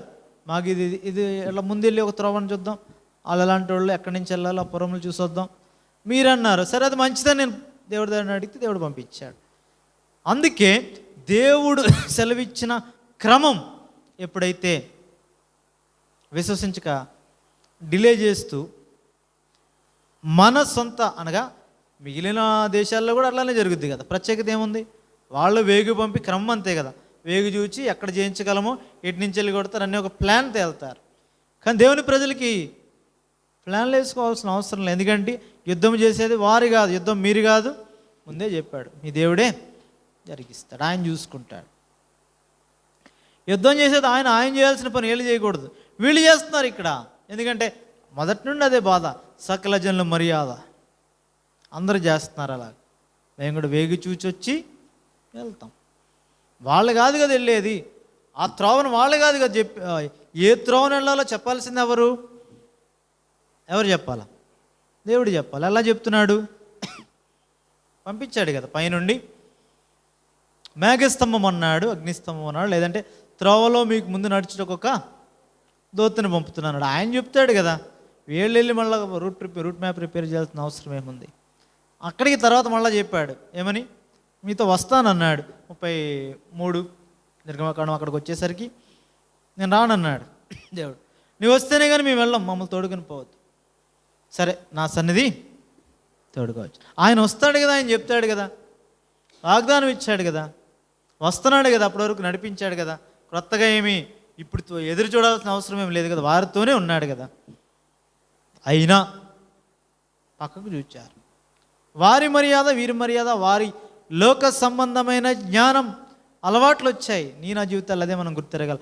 ఆత్మీయ జీవితంలో ప్రభు ముందు అడిగేయమన్నప్పుడు ఏం అడిగేసి వెళ్ళిపోవడం అంతే. అది వ్యాధ బాధ లోకం చూసినప్పుడు అవన్నీ కనబడతాయి. లోకం దృష్టితో చూస్తే, భౌతిక నేత్రాలతో చూస్తే అది కష్టం. లేదంటే కొంచెం సెటిల్ అయ్యాక చేయాలా, బలపరచబడ్డాక చేయాలా, లేదంటే దానికి ఇప్పుడు అవ్వదు. అది లోకం దృష్టిలో. దేవుని దృష్టిలా కాదు. ఉన్న పాటన విధే చూపించడమే. నడవండి నాడు, ఆగంటే ఆగంతే. అలవాటు చేసుకుంటే దేవుని స్వరానికి ఇవన్నీ మనకు కూడా అలవాటు అవుతాయి. ఒకవేళ ఆ పని చేయడం ద్వారా నష్టం కలగవచ్చు, భౌతికమైన నష్టం. లోకం ఇంకా నేను వద్దన్నాను కదా, చేసావు, ఇలా అయింది, ఇలా చేసుంటే బాగుండు కదా అంటే లోక మర్యాద చొప్పున అంటారు. ఎందుకంటే నేను విశ్వాసంలో బలపరిచిన నిమిత్తమే దేవుడు వారిని కూడా వాడుకుంటాడు. కానీ ఎవరమైతే కేవలం దేవుని మాటకి విశ్వాసం, అక్కడ అదే వాళ్ళు చూసింది. వాళ్ళు చూసి వచ్చిన అదే చెప్తారు, చూడకపోయినా అదే చెప్తారు. మేము ఆ దేశాన్ని స్వాధీనం చేసుకుంటాం, వెళ్దాం, స్వాధీనం చేసుకుందాం. ఎప్పటి వరకు అన్నాడు? 85 ఏళ్ళు ముసలోడు కూడా అదే మాట. ఎప్పుడు? ఇంకా లాస్ట్లో, చివరిలో, కాలేబు జీవితంలో, యెహోషువ గ్రంథంలో తాను ఇంకా ఆ యొక్క హెబ్రోన్ని స్వాస్థ్యం అడిగి పొందాడు. యెహోషువని అడిగి పొంది, నాకు అప్పుడు ఎంత బలమో, అప్పుడు మోషే ఎదురు ఉన్నప్పుడు నాకు ఎంత బలం ఉంది, ఇప్పుడు అంతే బలం ఉంది, నేను జయిస్తాను. ఆ కొండలు ఎక్కడం సామాన్యం కాదు. అయినా అన్నాడు, సామాన్యుడి కాదు. వారి విశ్వాసం సామాన్యమైనది కాదు. కారణం ఏంటంటే వారి పరిశుద్ధత, వారి ప్రత్యేకమైన జీవితం. 10 మంది అటున్నా మరణానికి సిద్ధపడ్డారు. అక్కడ మనం చూస్తాం 14వ అధ్యాయం సంఖ్యాకాండంలో. రాళ్ళతో కొట్టి చంపుదాం అనుకున్నారు, మరణానికి సిద్ధపడ్డారు. ప్రభు కొరకై నిలువబడ్డారు. విశ్వాసం అంటే అది, పరిశుద్ధత అంటే, ప్రత్యేకత అంటే అది. మిగిలిన వాళ్ళు ఇశ్రాయేలీలే కదా, మిగిలిన వారు ఎలా చూచారు, వీళ్ళు అలాగే చూచారు కదా. కలిసిపోయే జీవితం కాదు, రాజీ పడిపోలే. అందుకే ఇప్పుడు బయట ఉన్న వాళ్ళతో ప్రత్యేకించబడ్డాం. సంఘంలోనే నీవు నేను, వాళ్ళు చేస్తున్నారు వీళ్ళు చేస్తున్నారని రాజీ పడేది కాదు. దేవుడు ఏం చెప్తున్నాడో చేయడమే, అట్లా వెళ్ళిపోవడమే. అందుకే మిగిలిన పారంపర్యాచారాలు కాదంటాడు. అందుకే ఆయన ఎందుకు నడుచుకోండి, అవి కాకుండా వేరే సంగతులు, ఇంకా క్రీస్తు కాకుండా ఇంక యాడ్ చేస్తున్నారు. కొలస్సీ పత్రికలో అదే చెప్తాడు. ఆయన సంపూర్ణుడు, యేసుక్రీస్తు ప్రభు. ఆ సంపూర్ణతలు ఉండకుండా ఇంకా మనుషుల పారంపర్యాచారాలు కానీ, లేదంటే నిరర్ధకమైన తత్వజ్ఞానం చేత కానీ, చక్కన మాటల చేత కానీ ఎవడను మిమ్మను మాస్పరచనివద్దు. ఎందుకంటే అవన్నీ కాదు, అదంతే పక్కోళ్ళు చేసే పనులు. అవి పక్కోడికి చెప్పిన పనులు కాదు. వాళ్ళందరూ చూస్తారు, ఎందుకంటే వారి మీద ఆధారపడుతున్నారు. కాదు, మనం ఆధారపడేది మన ప్రభువు మీద. మన ప్రభు మనకు సహాయకుడిగా ఉన్నాడు. మీలో ఉన్న వాళ్ళ లోపల వానికంటే గొప్పవాడు. మీరు వాటి విషయమే ఆలోచించవసరంలే. ఆయన ఏం చెప్పాడు అది చేయడమే. ప్రతి వానికి తన పని నియమించాడు. ఎవరి పనుల వాళ్ళు ఉండకుండా అపోది ఇలాంటివి చేస్తాడు. ఆ విశ్వాసము, ఆ గురి, ఆ పరిశుద్ధత తప్పించి నిమిత్తమై చాలా ప్రాముఖ్యం. వారు తొలగిపోలే, మన పితరులు ఎక్కడ తొలగిపోలే, నిదానం చూచారు. దేవుడు దేనికి శిల్పి నిర్మాణకుడైనాడో దూరం నుండి కూడా చూశారు. వారు చూడగలిగారు. విశ్వాసము గలవారై మృతి నొందిరి. విశ్వాసం లేకుండా విని వారితో కలిసి, లేదంటే విశ్వాసము గలవారై కలిసి ఉండలేదు కాబట్టి అరణ్యంలో నుండి పేరు వారు అక్కడే రాలిపోయారు. వినిన వాక్యం వారికి నిష్ప్రయోజనమైంది. మనం ఆ రీతిగా వండుకున్న నిమిత్తమై దృష్టాంతంగా రాయించాడు. విశ్రాంతిని గురించి సంగతులు మాట్లాడుతున్నాం. సొంత జ్ఞానం, సొంత తెలివితేటలు, లేదంటే ఎలా అయితే బాగుంటుందో అలా. మోషే కూడా మంచిది అనుకున్నాడు. దాన్ని చూడండి ఎంతగా వారు మాట్లాడుంటారు.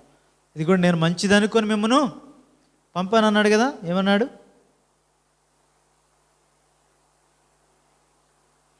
25వ వచనం, ద్వితీయోపదేశకాండం 1వ అధ్యాయం 25వ వచనం.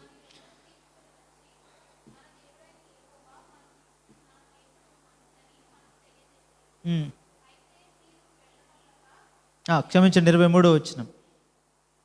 ఆ మాట మంచిదనుకొని నేను గోత్రం ఒక్కొక్కటికి ఒక్క మనిషిని చొప్పున మోషేని కూడా అంతగా కన్విన్స్, అంటే మోషే సైతం మోసపోయాడు ఆ మాటలకి. మంచిదనుకున్నాడు, అందుకే స్పష్టంగా చెప్పేశాడు. ఆ మాట నేను మంచిదనుకుని పంపించాను, దేవుడి మీద పెట్టట్లేదు. అందుకే దేవుని ప్రస్తావన తీసుకురాలేదు అక్కడ. ఎందుకంటే దేవుడు పంపాడు కాదని అక్కడ. నేను మంచిదనుకుని దేవుడిని అడిగాను, దేవుడు అట్లనే మోసాను కాదనక పంపించాడు అంతే. అంతేగాని దేవుని ఉద్దేశంలో లేదు అది. ఆ కార్యం అసలు వేగి చూడడం అనేది లేదు, చూసి వచ్చాక చేయడం కాదు, రిహార్సల్స్ లేవు అక్కడ, నేరుగా వెళ్ళడమే, పై చూడడం కాదు. ఎందుకంటే ఎప్పుడైతే ఆ రీతికి వెళ్తారో, ఒకటి భయం, రెండు తమ మార్గాన్ని ఏర్పరచుకుంటారు. అవన్నీ దేవుడికి తెలుసు. దాన్ని వేగి చూచారంటేనే తర్వాత అన్నీ నష్టాలే, అది దేవుడికి తెలుసు. ఎందుకంటే దేవుని మాటకు, దేవుని మీద విశ్వాసం చూపించేదానికి, దేవుని మీద ఆధారపడేదానికి అన్నీ ఫెయిల్ అవుతారు ఇంకా. ఎందుకంటే వాళ్ళు చూసి వచ్చారు కాబట్టి. వాళ్ళకంటే ముందు దేవుడు వెళ్తే వీళ్ళు దేవుడినే చూస్తారు. దేవుడినే చూసినప్పుడు ఆయన విజయంలో వీళ్ళు స్వతంత్రులుగా ఉంటారు, స్వాధీనపరుచుకుంటారు, భాగమైపోతారు, విజయులు అవుతారు. అదే కొత్త నిబంధనలు, పాత నిబంధనలు దేవుడు నేర్పేది అదే. అక్కడ నేర్పింది ఇప్పుడు కొత్తగా మరలా చెప్తున్నాడు, కొత్తగా కాదు. ప్రభువు మీద ఆధారపడండి, ప్రభులో ఉండండి. సొంతంగా మనం ఏదో చేద్దామంటే అయ్యేది కాదు, అది మనం ప్రయాసపడేది కాదు. ఆయనలో ఉండండి అంతే. ఆయన యందుండి, తులసి పత్రిక, ఆయన యందుండి నడుచుకున్నాడు అంతే. ఇంకా ఆయన యందుంటే ఎవరు నడుస్తారు? ఆయన వెళ్తాడు, మనం లోపల ఉంటాం అంతే. ఆయన నడుస్తాడు. ఆయన ఎందుకు నడుచుకోవడం అంటే ఆయనలో ఉండడమే మనం చేసే పని. తులసి పత్రికే కదా. 2వ అధ్యాయం 6వ వచనం.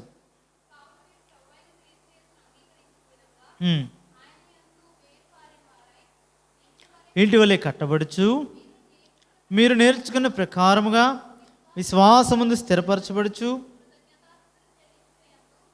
విస్తరించు ఆయన యందుండి నడుచుకోండి. అదే ఆయన చెప్పేది. ఆయనలో ఉండి నడుచుకోవాల్సిన వారు అంటే అర్థం ఏంటంటే ఆయన చేసుకుంటాడు అన్ని పనులు, మీరు ఆయనలో ఉంటే చాలు. క్రీస్తుకు సమీపస్తులుగా ఉండడం, క్రీస్తుని చూడడం, అన్నీ అవే క్రొత్త నిబంధన. విశ్వాసం కర్త తను కొనసాగించుకోవడానికి ఆయన చూడండి, చేయనట్లేదేమి, చూడండి అంతే. ఆయనలో మార్పు చెందుతారు. మనం అనేక పర్యాయములు లేఖనముల్లో నుండి ప్రభువుని చూడని కారణాన్ని బట్టి, ఆయన ఎందుండని కారణాన్ని బట్టి తొలగిపోతున్నాం. కానీ మనం ఏదో చేయక కాదు. ఎందుకంటే దేవుడు ఏ కఠినమైన కాడి మన మీద మోపలే, ఆయన వల్లే ఉండమన్నాడు అంతే, అంతకంటే ఇంకా. దాని నుంచి తప్పించడానికి ఇవన్నీ పైన 4వ వచనం, ఏదైనా 3వ వచనం, బుద్ధి జ్ఞానంలో సర్వసంపదలు ఆయనలోనే ఉన్నాయి. ఆయనలోనే మనం కూడా ఉంటే అవన్నీ మనం పొందుతాం.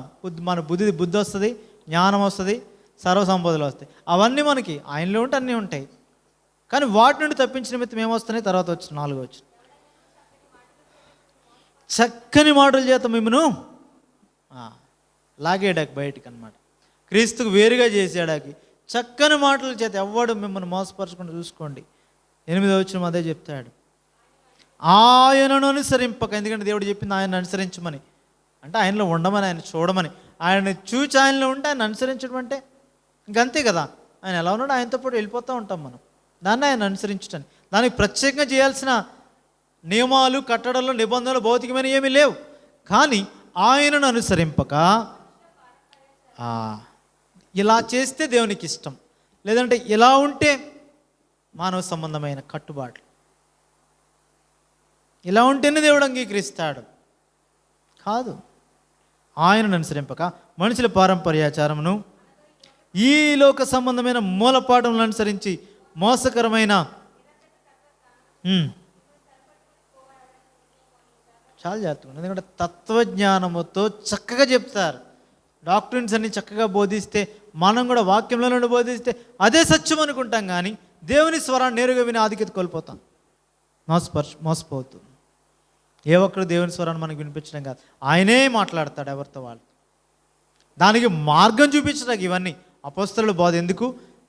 మార్గం చూపించడానికి, క్రీస్తుని చూపించడానికి, క్రీస్తు యొద్దకు తెచ్చుటకంతే. ధర్మశాస్త్రం దేనికి? క్రీస్తుని యొద్దకు తెచ్చుటకు బాల శిక్షకుడు అంతే. ఒకసారి క్రీస్తునికి వచ్చాక ధర్మశాస్త్రంలో పని లేదు. క్రీస్తు మాట వింటాం, క్రీస్తు కొనసాగుతాం, అంతే సంపూర్ణత. నీవు నేనంతే. వ్యక్తిగతంగా దేవుని స్వరం విని ఆయనతో వెళ్ళిపోవాలి. ఆయన వచ్చినప్పుడు ఆ శబ్దము ఎవరు వింటారు వారే ఎత్తబడతారు, వారు అలర్ట్ అవుతారు. వారు ఎవరైతే, ఏ గొర్రె అయితే కాపరికి గొర్రెగా ఉంటుంది, ఆ దొడ్డిలో మందలో ఉంటుందో కాపరి స్వరం వింటుంది. దాని కొరకే సిద్ధపరిచిన నిమిత్తమే ఈ వర్తమానాలు కానీ, ఈ బోధలు కానీ, అపొస్తలుల బోధ దానికోసం. అంతేగాని ప్రతి దానికి వచ్చి ఇక్కడి నుంచి తెలుసుకోవడానికి కాదు. దేవుడు ఎవరితో వారితోనే మాట్లాడతాడు. కానీ ఇలాంటి వారు తెచ్చి ఏం చేస్తారు? నిరర్ధకమైన తత్వజ్ఞానం చేత చక్కని మాటలు చేస్తా, వారు చెప్తేనే బోధ, వారు చెప్పింది దేవుని దగ్గర నుంచి వచ్చిందన్నట్టు మాట్లాడటం ద్వారా వారి మాటలు క్రీస్తు మాటలైతే పర్లే, ఆయనను అనుసరించక మనుషులు లోక సంబంధమైన మూలపాఠాల వైపు వెళ్ళిపోతారు. లోకంలో అందరూ చేస్తున్నారు, మనం కూడా చేస్తాం. దాని ద్వారా ఇప్పుడు లోకంలో అందరూ బ్రష్ చేసుకుంటున్నారు, మనం కూడా బ్రష్ చేసుకుంటాం, అందులో తప్పేం లేదు. ఉదయం లేచిన తర్వాత అందరూ స్నానం చేస్తారు, మనం స్నానం చేస్తాం, అది తప్పులేదు. అలాంటివి కాదు. ఆయనను అనుసరింపక, అది చాలా ప్రాముఖ్యం. అనుసరించే విషయంలో ప్రభువుని అనుసరించకుండా సొంత దేనిని బట్టి, చక్కని మాటలను బట్టి, లోక సంబంధమైన మూలపాఠాలను బట్టి, వాటిని బట్టి నెమ్మదిగా లాగుతారు. చివరి దినాల్లో అదే. అందుకే ఒక్కడే దేవుడు అని చెప్పే దినాల్లో రాబోతున్నాం. అంటే ఒక్కడే దేవుడు అంటే అందరి దేవుళ్ళు ఒక్కటే అన్నట్టుగా. కాబట్టి దీని నుండి భద్రపరచబడిన నిమిత్తమే జ్ఞాపకం పెట్టుకోవాలి. ఆయన ఒక్కడే పరిశుద్ధుడు. ఆయనతో మనం సహవాసం చేయ నిమిత్తమై మనల్ని పరిశుద్ధపరిచాడు. ఆయన ఎవడో ఆయన దగ్గరికి అనేకులను సమకూర్చిన నిమిత్తమై, ఆయన ఎరుగని వారు ఆయన సమీపించిన నిమిత్తమై, ఆయనను చూపించిన నిమిత్తమై పరిశుద్ధులుగా ఉండుటకు పిలిచాడు. పరిశుద్ధత కాపాడుకోవాల్సిన వారమై, ఆయన ఎందు ఉండవలసిన వారమై అంటున్నాం.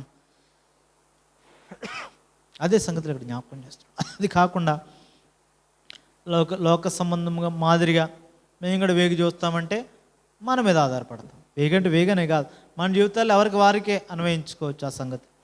దేవుడు చెప్పిన క్రమం కాకుండా మన క్రమం, దేవుడు చెప్పిన మాట కాదు, లేదు ఇలా చేయరు ఇక్కడ, అది కాదు. ఒక పద్ధతిగా, ఒక కట్టుబాటికి మనం పెట్టేసుకుంటే ఎట్లా? దేవుడు ఏం చెప్తే అది చేయాల. పేతురు పెట్టేసుకున్నాడు అప్పుడు. అపవిత్రమైన దాన్ని నేను అన్నాడు, నేను తినలేదు అన్నాడు. అపోస్తలుల కార్యం 10వ అధ్యాయంలో ముందు కొర్నేలియుటికి వెళ్ళమంటే ఆ దర్శనంలో దేవుడు పవిత్రపరిచాడు. నీవు నిశ్చితంగా చంపి తినంతే. దేవుడు ఎవరితో ఏం మాట్లాడతాడో తెలియదు. అయితే దేవుని మాటే స్థిరంగాని మానవ సంబంధమైన జ్ఞానంగా, దేవుడు అంత స్పష్టమైన తానిచ్చిన ధర్మశాస్త్రములో సంగతులనే మార్చి పరిశుద్ధపరిచానని దేవుడు అక్కడ చెప్తుంటే, మనమతి సామాన్యమైన లోక సంబంధమైన మూలపాఠాల కొరకే తత్వజ్ఞానం. ఎలాంటి తత్వజ్ఞానం? నిరర్థకమైన తత్వజ్ఞానము, చక్కని మాటలను ఉపయోగించి బోధిస్తే మోసపోయే పరిస్థితులు ఉండకూడదు. అది జ్ఞాపకం చేస్తున్నాడు. సరే రండి, లేవికాండం 19వ అధ్యాయం. ఆ సంగతులన్నిటినీ ఇక్కడ చూపించాడు. విశ్రాంతిని, అందుకే నేను నియమించిన విశ్రాంతి దినములను ఆచరించాలి, ఎందుకంటే నేను మీ దేవుడినైనా యెహోవా. తర్వాత మిగిలినవన్నీ కూడా ఇవన్నీ చదివాం కాబట్టి వారి ప్రత్యేకతను చూపించే నిమిత్తమై, వారికి కలిగిన దేవుడిని గొప్ప చేయ నిమిత్తమై ఆయనకి మొదటి స్థానం ఇచ్చిన నిమిత్తమే. అందుకే మిగిలినవన్నీ చూడండి. తర్వాత 4వ వచనం, మీరు వ్యర్థమైన దేవతలతో తిరగకూడదు. ఎందుకంటే వారు ఐగుప్తుల నుండి వచ్చారు. ఆ ఐగుప్తు సాంప్రదాయాలు అలవాటైపోయినాయి వారికి, అంటే అవే చూచారు, వారికి వేరేవి తెలియవు. ఇప్పుడు ఈయన దేవుడయ్యాడు, నిజ దేవుని దగ్గరికి వచ్చారు. ఇప్పుడు అసలు సంగతి ఏంటో స్పష్టంగానే చెప్తున్నాడు ఆయన, ఏం చేయాలో ఏం చేయకూడదు. ఈ క్రమంలో సొంతంగా వాళ్ళు ఏదైతే ముందు నేర్చుకొచ్చారో చేయకూడదు. అందుకే ముందు అధ్యాయంలో ఏం చూచాం, అది ఐగుప్తు ఆచారాలు చేయకూడదు, ఇటు కనాన ఆచారాలు చేయకూడదు. చాలా ప్రాముఖ్యం ఇది. తర్వాత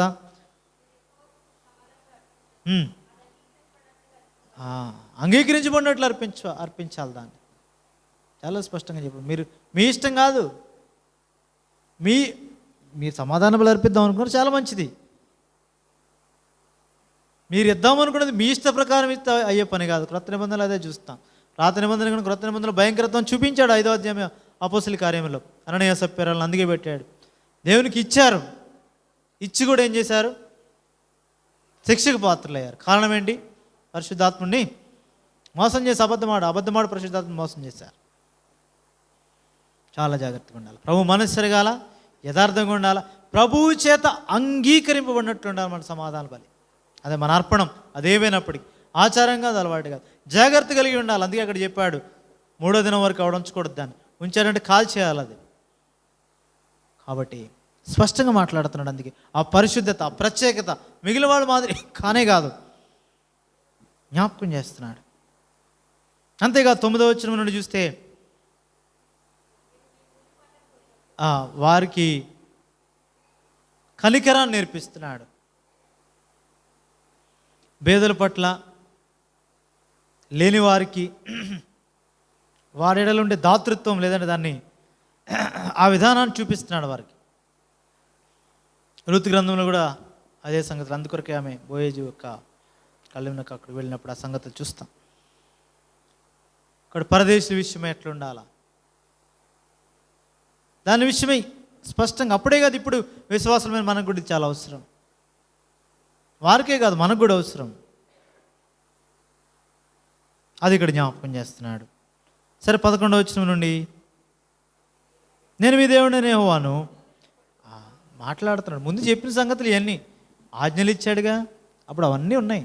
కానీ మళ్ళా చెప్తున్నాడు, నేను మీ దేవుడిని యెహోవాను అంటే ప్రత్యేకంగా చూపిస్తున్నాడు అక్కడ. మీరు నా ప్రజలు కాబట్టి మీరు ఇలా ఉండాలా, మీరు నన్ను చూపించాలి కాబట్టి ఇలా ఉండాలా, ఎల్లప్పుడూ నన్ను జ్ఞాపకం చేసుకోవాలి. దాని ఉద్దేశం అది. నేను ఎవరినో, నా స్థాయి ఏంటో, నా అధికారం ఏంటో, నేను సృష్టికర్తని, అంత గొప్ప దేవుని యొక్క ప్రజలు మీరు నన్ను చూపించాలి. నా అధికారాన్ని వాడుకోండి, నా అధికారం అంతా మీదే కదా, అయితే నా వలే మీరు ప్రవర్తించాలి. అది అక్కడ ఆయన చెప్పేది. అందుకే ఆయన ఏమంటున్నాడు, మీరు దొంగిలకూడదు, దొంగిలింపకూడదు, బొంకకూడదు, ఒకరితో ఒకటి అబద్ధం ఆడకూడదు, నా నామమును బట్టి అబద్ధ ప్రమాణం చేయకూడదు, నీ దేవుని నామమును అపవిత్రపరచకూడదు. నేను 2 కలుపుతున్నాడు చూడండి. నీ తల్లిని వారికి భయపడండి, విశ్రాంతి దినాన్ని ఆచరించాడు. 2 కలుపుతున్నాడు అక్కడ.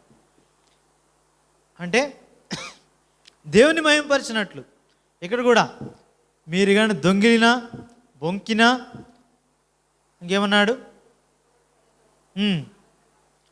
అబద్ధ ప్రమాణం, అదేంటంటే ఒకరితో ఒకడు అబద్ధం ఆడినా ఏం చేసినట్టు, నా నామమును బట్టి అబద్ధ ప్రమాణం చేసినట్టు, లేదంటే నీ దేవుని నామమును అపవిత్రపరిచినట్టు. నేను మీ దేవుడిని యెహోవా, జ్ఞాపకం పెట్టుకోండి. మీరు పొరుగువానిగా చేస్తున్నారు, కానీ ఆయన ఏం తప్పు చూపిస్తున్నాడు అక్కడ, నన్ను అపవిత్రపరుస్తున్నారు, నా నామాన్ని అపవిత్రపరుస్తున్నారు. అది చూసుకోండి. యాత్రా జీవితంలో మనం కూడా అది గమనించాలి. క్రీస్తు శరీరంలో అవయవాలం మన ప్రతి కదలిక క్రీస్తులో ఉన్నాం. మనల్ని బట్టి దేవుడు దూషింపబడతాడు, దేవుని నామాన్ని జనం దూషింపబడుతుంది. మనం ఆ గ్రహింపు లేకుండా ఏదైనా ప్రవర్తిస్తే మరింత ఎక్కువ అవసరం క్రొత్త నిబంధనలు. అదే జ్ఞాపకం చేస్తున్నాడు. తర్వాత హింసించకూడదు, కనికరాన్ని చూపిస్తున్నాడు, చేయవలసిన పనిని చూపిస్తున్నాడు, యథార్థతను చూపిస్తున్నాడు, చేయకుండా కూడా చూపిస్తున్నాడు.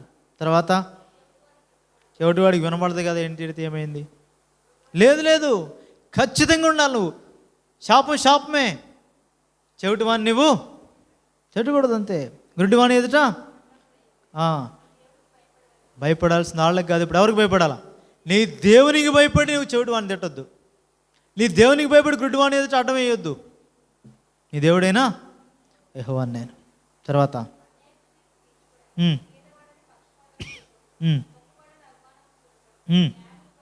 న్యాయమే అవసరం. ఎందుకంటే ఆయన నీతి న్యాయములు గల ఆయన నీతి గలవాడు, న్యాయాధిపతి. న్యాయమే ఇంకా ఆయన అంటే. అందుకే జ్ఞాపకం చేయబడింది అక్కడ, బీదవాడని లేదు, గొప్పవాడని లేదు. న్యాయమును బట్టి తీర్పు తీర్చాలి. తర్వాత అందుకే కంటికి కనబడేదాన్ని బట్టి కాదంటాడు. అందుకే తీర్పు తీర్చేది కంటికి కనబడేదాన్ని బట్టి. తర్వాత నీ ప్రజల్లో కొత్త నిబంధనలు కూడా ఇది చెప్తాడు. కొరుకుడు పుండు అంటాడు. తర్వాత ఇంకా తెస్సలోనికీ పత్రికలో కూడా కొన్ని మాటలు మాట్లాడతాడు. చాలా ప్రాముఖ్యం ఇది, జాగ్రత్తగా ఉండాలి. నీ ప్రజల్లో కొండెములాడు చింటింటికి తిరగకూడదు, ప్రాణాన్ని చూడకూడదు, నేనే యెహోవాను. ప్రతి దాంట్లో అదే జ్ఞాపకం చేస్తాను. అంటే ఏంటంటే ఆయనను బట్టి ఆయన జ్ఞాపకం పెట్టుకోండి. ఎప్పుడైతే ఆయన జ్ఞాపకం పెట్టుకుంటావో, బయటవాడికి కాదు, ఇక్కడ నీ సహోదరునికి పాళెములోని సంగతులు మాట్లాడుతున్నాడు.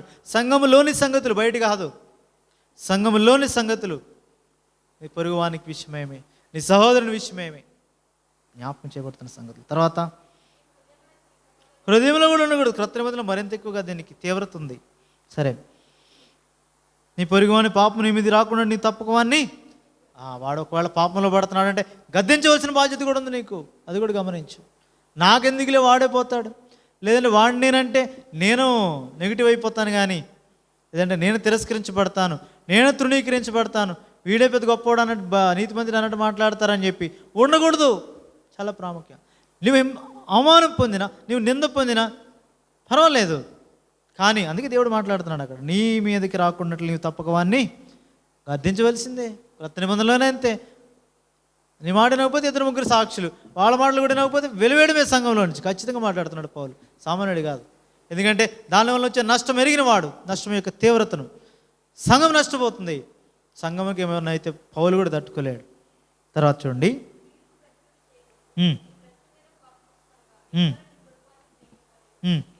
ప్రతి దానికి దేవుడు చెప్తున్నాడు. ఎందుకంటే నేనే యెహోవాను. 19వ వచనం, అది ఇంకా ప్రత్యేకతను గురించి మాట్లాడాడు. తర్వాత ఇంకా మిగిలిన సంగతులు ఇంకా అనేకమని ఉన్నాయి. కాబట్టి పవిత్రత విషయం మాట్లాడాడు. 23వ వచనం,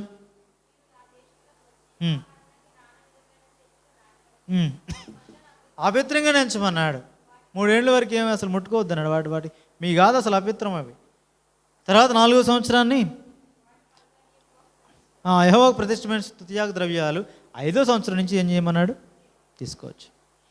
నేను మీ దేవుడని యెహోవాను. మరలా అదే జ్ఞాపకం చేస్తున్నాడు. అంటే నేను పరిశుద్ధుడిని, మీ పరిశుద్ధులుగా ఉండాలి. నన్ను చూడండి, నన్ను చూపించండి, అంతే. యజ్ఞమంతా అదే జ్ఞాపకం చేస్తున్నాడు. తర్వాత శకునములు చూడకూడదు, మంత్రయోగములు చేయకూడదు. మీరు అసలు లేదు మీ మీద. ఎందు నిమిత్తం అంటే మీకు విరోధంగా మంత్రం లేదు, శకునం లేదు. సంఖ్యాకాండం 23 అదే చూస్తాం. యాకోబుకు విరోధంగా ఏ మంత్రం లేదు, ఏ శకునం లేదు. అందుకే మీకు లెక్క అసలు వాటితో మీకు సంబంధమే లేదు. నేను మీ దేవుడని యెహోవాను.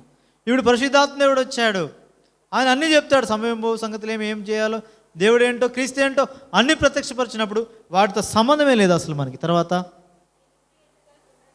కత్తిరించకూడదు,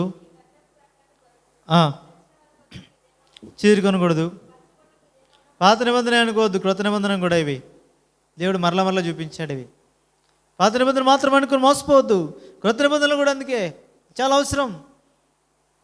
తర్వాత ఇది వీటి గురించి నేను వివరించే అవసరం లేదు, ఎందుకంటే ఎక్కడ చూసినా హెచ్చరించినప్పుడు ఇవే చెప్తారు, వీటిని గురించి చెప్తారు.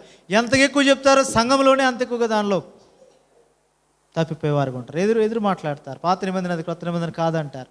ఒక దినాన్ని తెలుస్తుంది వారికి, ప్రభు వచ్చినప్పుడు తెలుస్తుంది. స్పష్టంగా దేవుని వాక్యం పరిశుద్ధాత్మ ద్వారా మాట్లాడినా సరే వారు వినరు, ఎందుకంటే తమ కొరకే. తర్వాత చదవండి,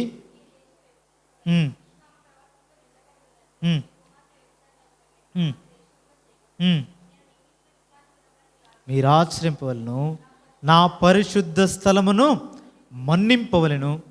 చాలా మరలా నేను యెహోవాను, నేను ఏమై ఉన్నాననే చెప్తున్నాడు. అంటే దేవుడు ఏమై ఉన్నాడో చూపిస్తున్నాడు. నేను యెహోవాను, మీరే చేయకూడదు. అంటే మీరు నా బిడ్డలు, మీరు నా ప్రజలు, మీరు నా వాళ్ళే ఉండాలి. ఎంత చక్కగా వారితో మాట్లాడుతున్నాడు. మరలా జ్ఞాపకం చేస్తున్నాడు. ఆయన జ్ఞాపకం చేస్తున్నాడు. నేను దిగొచ్చాను, నేను మీ మధ్య ఉన్నాను, నాలా ఉండండి, నన్ను చూడండి. తర్వాత సోదిగా వెదికి వారి వల్ల అపవిత్రత నేనున్నాను మీ మధ్య. అది గమనించండి. అది గమనించక సౌలు కూడా వెళ్ళాడు కర్ణపేశాచార్యులది. ఆ కారణం, అది కూడా ఒక కారణం ఆయన మరణించడానికి. చనిపోయినప్పుడు అది కూడా దినవృత్తాంత గ్రంథం రాయబడింది. సౌలు మరణించడానికి అది కూడా ఒక కారణం. కర్ణపేశాచార్యుల దగ్గరికి వెళ్ళాడు. తర్వాత పెద్దవాళ్ళని గౌరవించాలి, వాళ్ళకి భయపడాలా, ఎందుకంటే దేవుని కనపరచాలా ఆ రీతిగా. తర్వాత వాళ్ళని బాధింపకూడదు, ఎందుకంటే మీరు కూడా ఐగుప్తుల ప్రవాసులుగా ఉన్నారు, అనుభవపూర్వకంగా వచ్చారు. అంటే దేని గురించి అంటే పలుమార్లు ఈ మాట ఎందుకు చెప్తున్నాడంటే, మీరు ఐగుప్తుల పరదేశులకు ఉన్నారు కాబట్టి పరదేశిని ఎందుకని అన్నిసార్లు చెప్తున్నాడంటే, ఆత్మీయ జీవితంలో మనం కూడా అనేక శోధనలు గుండా, అనేక ఇబ్బందులు గుండా, అనేక ఇరుకులు గుండా మునుపు జీవితంలో వచ్చి ఉంటాం. వాటన్నిటి నుండి ప్రభు సంరక్షించి మనల్ని విడిపించాడు. ఈ మార్గం గుండా వెళ్తున్న సహోదర సహోదరులను మనం చూసినప్పుడు, దేవుని ఎరగని ప్రజలను చూసినప్పుడు కనికరం చూపించి ప్రభు వైపు తీసుకురావాలి. కానీ నేను కూడా ఈ మార్గం గుండా వెళ్ళాలి అని నిర్లక్ష్యంగా ఉండకూడదు. అనేక పర్యాయాలు నేను కూడా ఈ అనుభవం గుండా వెళ్ళాను, నేను కూడా ఈ శ్రమ గుండా వెళ్ళాను, ఇది పెద్ద లెక్క కాదని విడిచిపెడతాం. కానీ ఆ లెక్కలో మనం ఉన్న, ఆ యొక్క సందర్భంలో మనం ఉన్నప్పుడు ఏ బాధపడ్డామో ఆ బాధవాడు పడకుండా నిమిత్తమై, ఆ యొక్క ఇబ్బంది వాడు పడకుండా నిమిత్తమై మార్గం చూపించి ఆదరించి తీసుకున్న వాళ్ళు. అదే పౌలు చెప్తాడు కొరింథీ 2వ పత్రిక 1వ అధ్యాయంలో, ఎట్టి శ్రమలో ఉన్న వారిని నేను ఆదరించుటకు ఆ శక్తి కావాలి. కాబట్టి మేము కూడా శ్రమలు గుండా వెళ్ళడానికి ప్రభు అనుమతించాడు. మేము శ్రమలు గుండా వెళ్తే ఎంతగా శ్రమలు గుండా వెళ్తున్నాం, దేవుడు అంతగా ఆదరిస్తున్నాడు. కాబట్టి ఎవరినైనా మేము ఆదరించగలం, దానికి శక్తి ఇచ్చాడు. ఇది మార్గం. మీరు పరదేశులకు అప్పుడు ఐగుప్తులో అప్పుడు బాధలు పడ్డారు కాబట్టి మీ మధ్య పరదేశిని, నేను ఐగుప్తులో మమ్మల్ని వాళ్ళు బాధ పెట్టారు కాబట్టి మేము మిమ్మల్ని బాధ పెడతామంటే ఆ దేవుని క్రమం కాదు. మేము బాధపడ్డాం కాబట్టి ఆ బాధ నీకు ఉండకూడదు. అది క్రీస్తు మనస్సు. అది నేను మీ దేవుడిని ఏమనంటే అర్థం. అది పలుమార్లు జ్ఞాపకం చేసేది అదే. ఏదైనా శ్రమలో పడిన, ఏదైనా శోధనలో పడిన, ఏదైనా నిందలో పడిన, అవమానంలో పడిన, ఏదైనా దుఃఖకరమైన జీవితం ఉన్నా, ఏదైనా అనారోగ్యం ఉన్నా, ముందు మనం అనుభవించి వచ్చినప్పుడు దేని కొరకంటే ఎదుటి వాడిని బలపరిచిన నిమిత్తమే. అంతేగాని నాకు కూడా వచ్చింది పెద్ద ఏముండదులే అనేదానికి కాదు. బలపరిచిన నిమిత్తమే మాట చెప్పొచ్చు. అంటే అది నొప్పి ఉండదు, బాధ ఉండదని ఆదరించిన నిమిత్తమే చెప్తే అది వేరే. లేదా అంతేగాని వారిని బాధపరిచిన నిమిత్తమే, ఇబ్బంది పెట్టిన నిమిత్తమే, ఇంకా శ్రమ గుండా వెళ్ళిన నిమిత్తమే కాదు. క్రీస్తు సంఘంలో ఆ సంగతులు నీకు నాకు ఇవ్వడే అనుభవాలు. దేనికంటే ఆదరించిన నిమిత్తమే. ఎవరిని? ఎట్టి శ్రమలో ఉన్న వారిని నేను ఆదరించాలా. అదే అక్కడ జ్ఞాపకం చెప్తున్నారు. తర్వాత 35వ వచనం, తీర్పు తీర్చినప్పుడు కొలతలో కానీ, తునికలో కానీ, పరిమాణంలో కానీ అన్యాయం చేయకూడదు. కాబట్టి ఈ సంగతులన్నీ జ్ఞాపకం చేస్తున్నాడు. చెప్పి చివరిలో అంటున్నాడు, నేను ఐగుప్తులో నుండి మిమ్మల్ని రప్పించిన మీ దేవుడనే యెహోవా. జ్ఞాపకం పెట్టుకోండి. అందుకే నేను పెట్టిన ఈ కట్టడలు 20 చివరి వచనం 37వ వచనం, అన్నిటినీ అనుసరించి నడుచుకున్న వాళ్ళను నేను. కాబట్టి స్పష్టంగా మాట్లాడుతున్నాడు. కాబట్టి అధ్యాయం ద్వారా దేవుడు మాట్లాడే సంగతులు అవే. మనం ఆయన వారు అన్న విషయాల్లో ఆయన యందు ఉండవలసిన వారు. ప్రతి పనిలో మీరు భోజనము చేసినను పానము చేసినాను దేని కొరకు చేయాలి? దేవుని మహిమ కొరకు. మనం ఆయన యందు ఉన్నాం, మనం ఆయన వారం, ఆయన శరీరంలో అవయవం. మనమేం చేసినా ఆయనకి చెడ్డ పేరు వచ్చేదాని కొరకు చేసేది కాదు, కానీ ఆయనకు మహిమే రావాలి. క్రొత్త నిబంధనలు ఇది ఒకటే మార్గం. ఆత్మ ద్వారా నడిపించబడ్డమంటే అంతే. దేవుని మహిమ కొరకే మనం ఏదైనా చేయాలి. దేవునికి మహిమ రాలేదంటే మనం ఏదైనా చేయకూడదు. అది ఏదైనప్పటికీ చేయకూడదు. ఇది ఒక్కటే క్రొత్త నిబంధన క్రమం. నియమాలు కాదు, కట్టడలు కాదు, విధులు కాదు, ఇంకేమీ కాదు, అక్షరానుసారమైనవి కాదు. మన ఆత్మను బట్టి ఆలోచించడం. దేవుడు వాక్యం ద్వారా ఎప్పటికప్పుడు మాట్లాడతాడు. వాళ్ళు చెప్పారు, వాళ్ళు చేస్తున్నారు, వీళ్ళు చేయట్లేదు కానే కాదు. మనుషుల పారంపర్యాచారాలు కాదు, లోక సంబంధమైన మూలపాఠాలు కాదు, నిరర్ధకమైన తత్వజ్ఞానం కాదు, చక్కని మాటలు చేత ఎవడు మోసపరచడం కాదు. వాక్యమే మార్గం చూపిస్తుంది. ఆత్మదేవుడే వాక్యంలో నుండి మాట్లాడతాడు. ఏది చేయాలి, ఏదో ఆత్మ ద్వారా నడిపించబడాలి. ఎవరైతే ఆత్మ ద్వారా నడిపించబడతారో వారు దేవుని కుమారులుగా సదాకాలం ప్రభుత్వం ఉంటారు. అటు ఆధిక్యత పరిశుద్ధాత్మడు మనకి ఇచ్చినగా ప్రార్థన చేసుకుందాం. ప్రేమగల తండ్రి, ఈ యొక్క సాయంకాల సమయంలో మరొకసారి నీ మధురమైన స్వరాన్ని వినిపింపజేసిన వందనాలు. ఈ యొక్క లేవికాండం 19వ అధ్యాయం ద్వారా కూడా మాతో మాట్లాడినావు. ఆయన విలువైన సంగతులు, నీ పరిశుద్ధుడు, మేము కూడా పరిశుద్ధిగా ఉండాలని అందరితో చెప్తున్నాం. జనసమూహం అందరితో, ప్రజలందరితో మాట్లాడుతూ, నేను మీ దేవుడిని యెహోవాను, నేను మీ దేవుడను, నేను యెహోవాను మాట్లాడితే జ్ఞాపకం చేసావు ప్రతి చోట. అనగా నిన్ను ఎరిగి, నీ ప్రజలమని మేము ఎరిగి జీవించాలని కోరుతున్నాం. నిజమే, మమ్మల్ని కూడా అయోగ్యులము, దూరంగా ఉండవలసిన వారం, పాపముల మరణానికి పాత్రలమైన మమ్మను క్రీస్తు రక్తంతో కడిగి తెచ్చి పరిశుద్ధపరిచి నీ శరీరంలో ఐక్యపరిచి మాలో నీ ఆత్మను ఉంచావు, నీ సంఘంలో పెట్టావు, అధికారం ఇచ్చావు, అన్నిటిపైన అధికారం ఇచ్చావు. సమస్తమును మీరు క్రీస్తు వారు, క్రీస్తు దేవుని వాడు. కృత నిబంధనలు జ్ఞాపకం చేస్తున్నాం. ఇచ్చే అధికారం కలిగిన మేము నీ మహిమ కొరకు సమస్తం చేయడానికి కృపణ.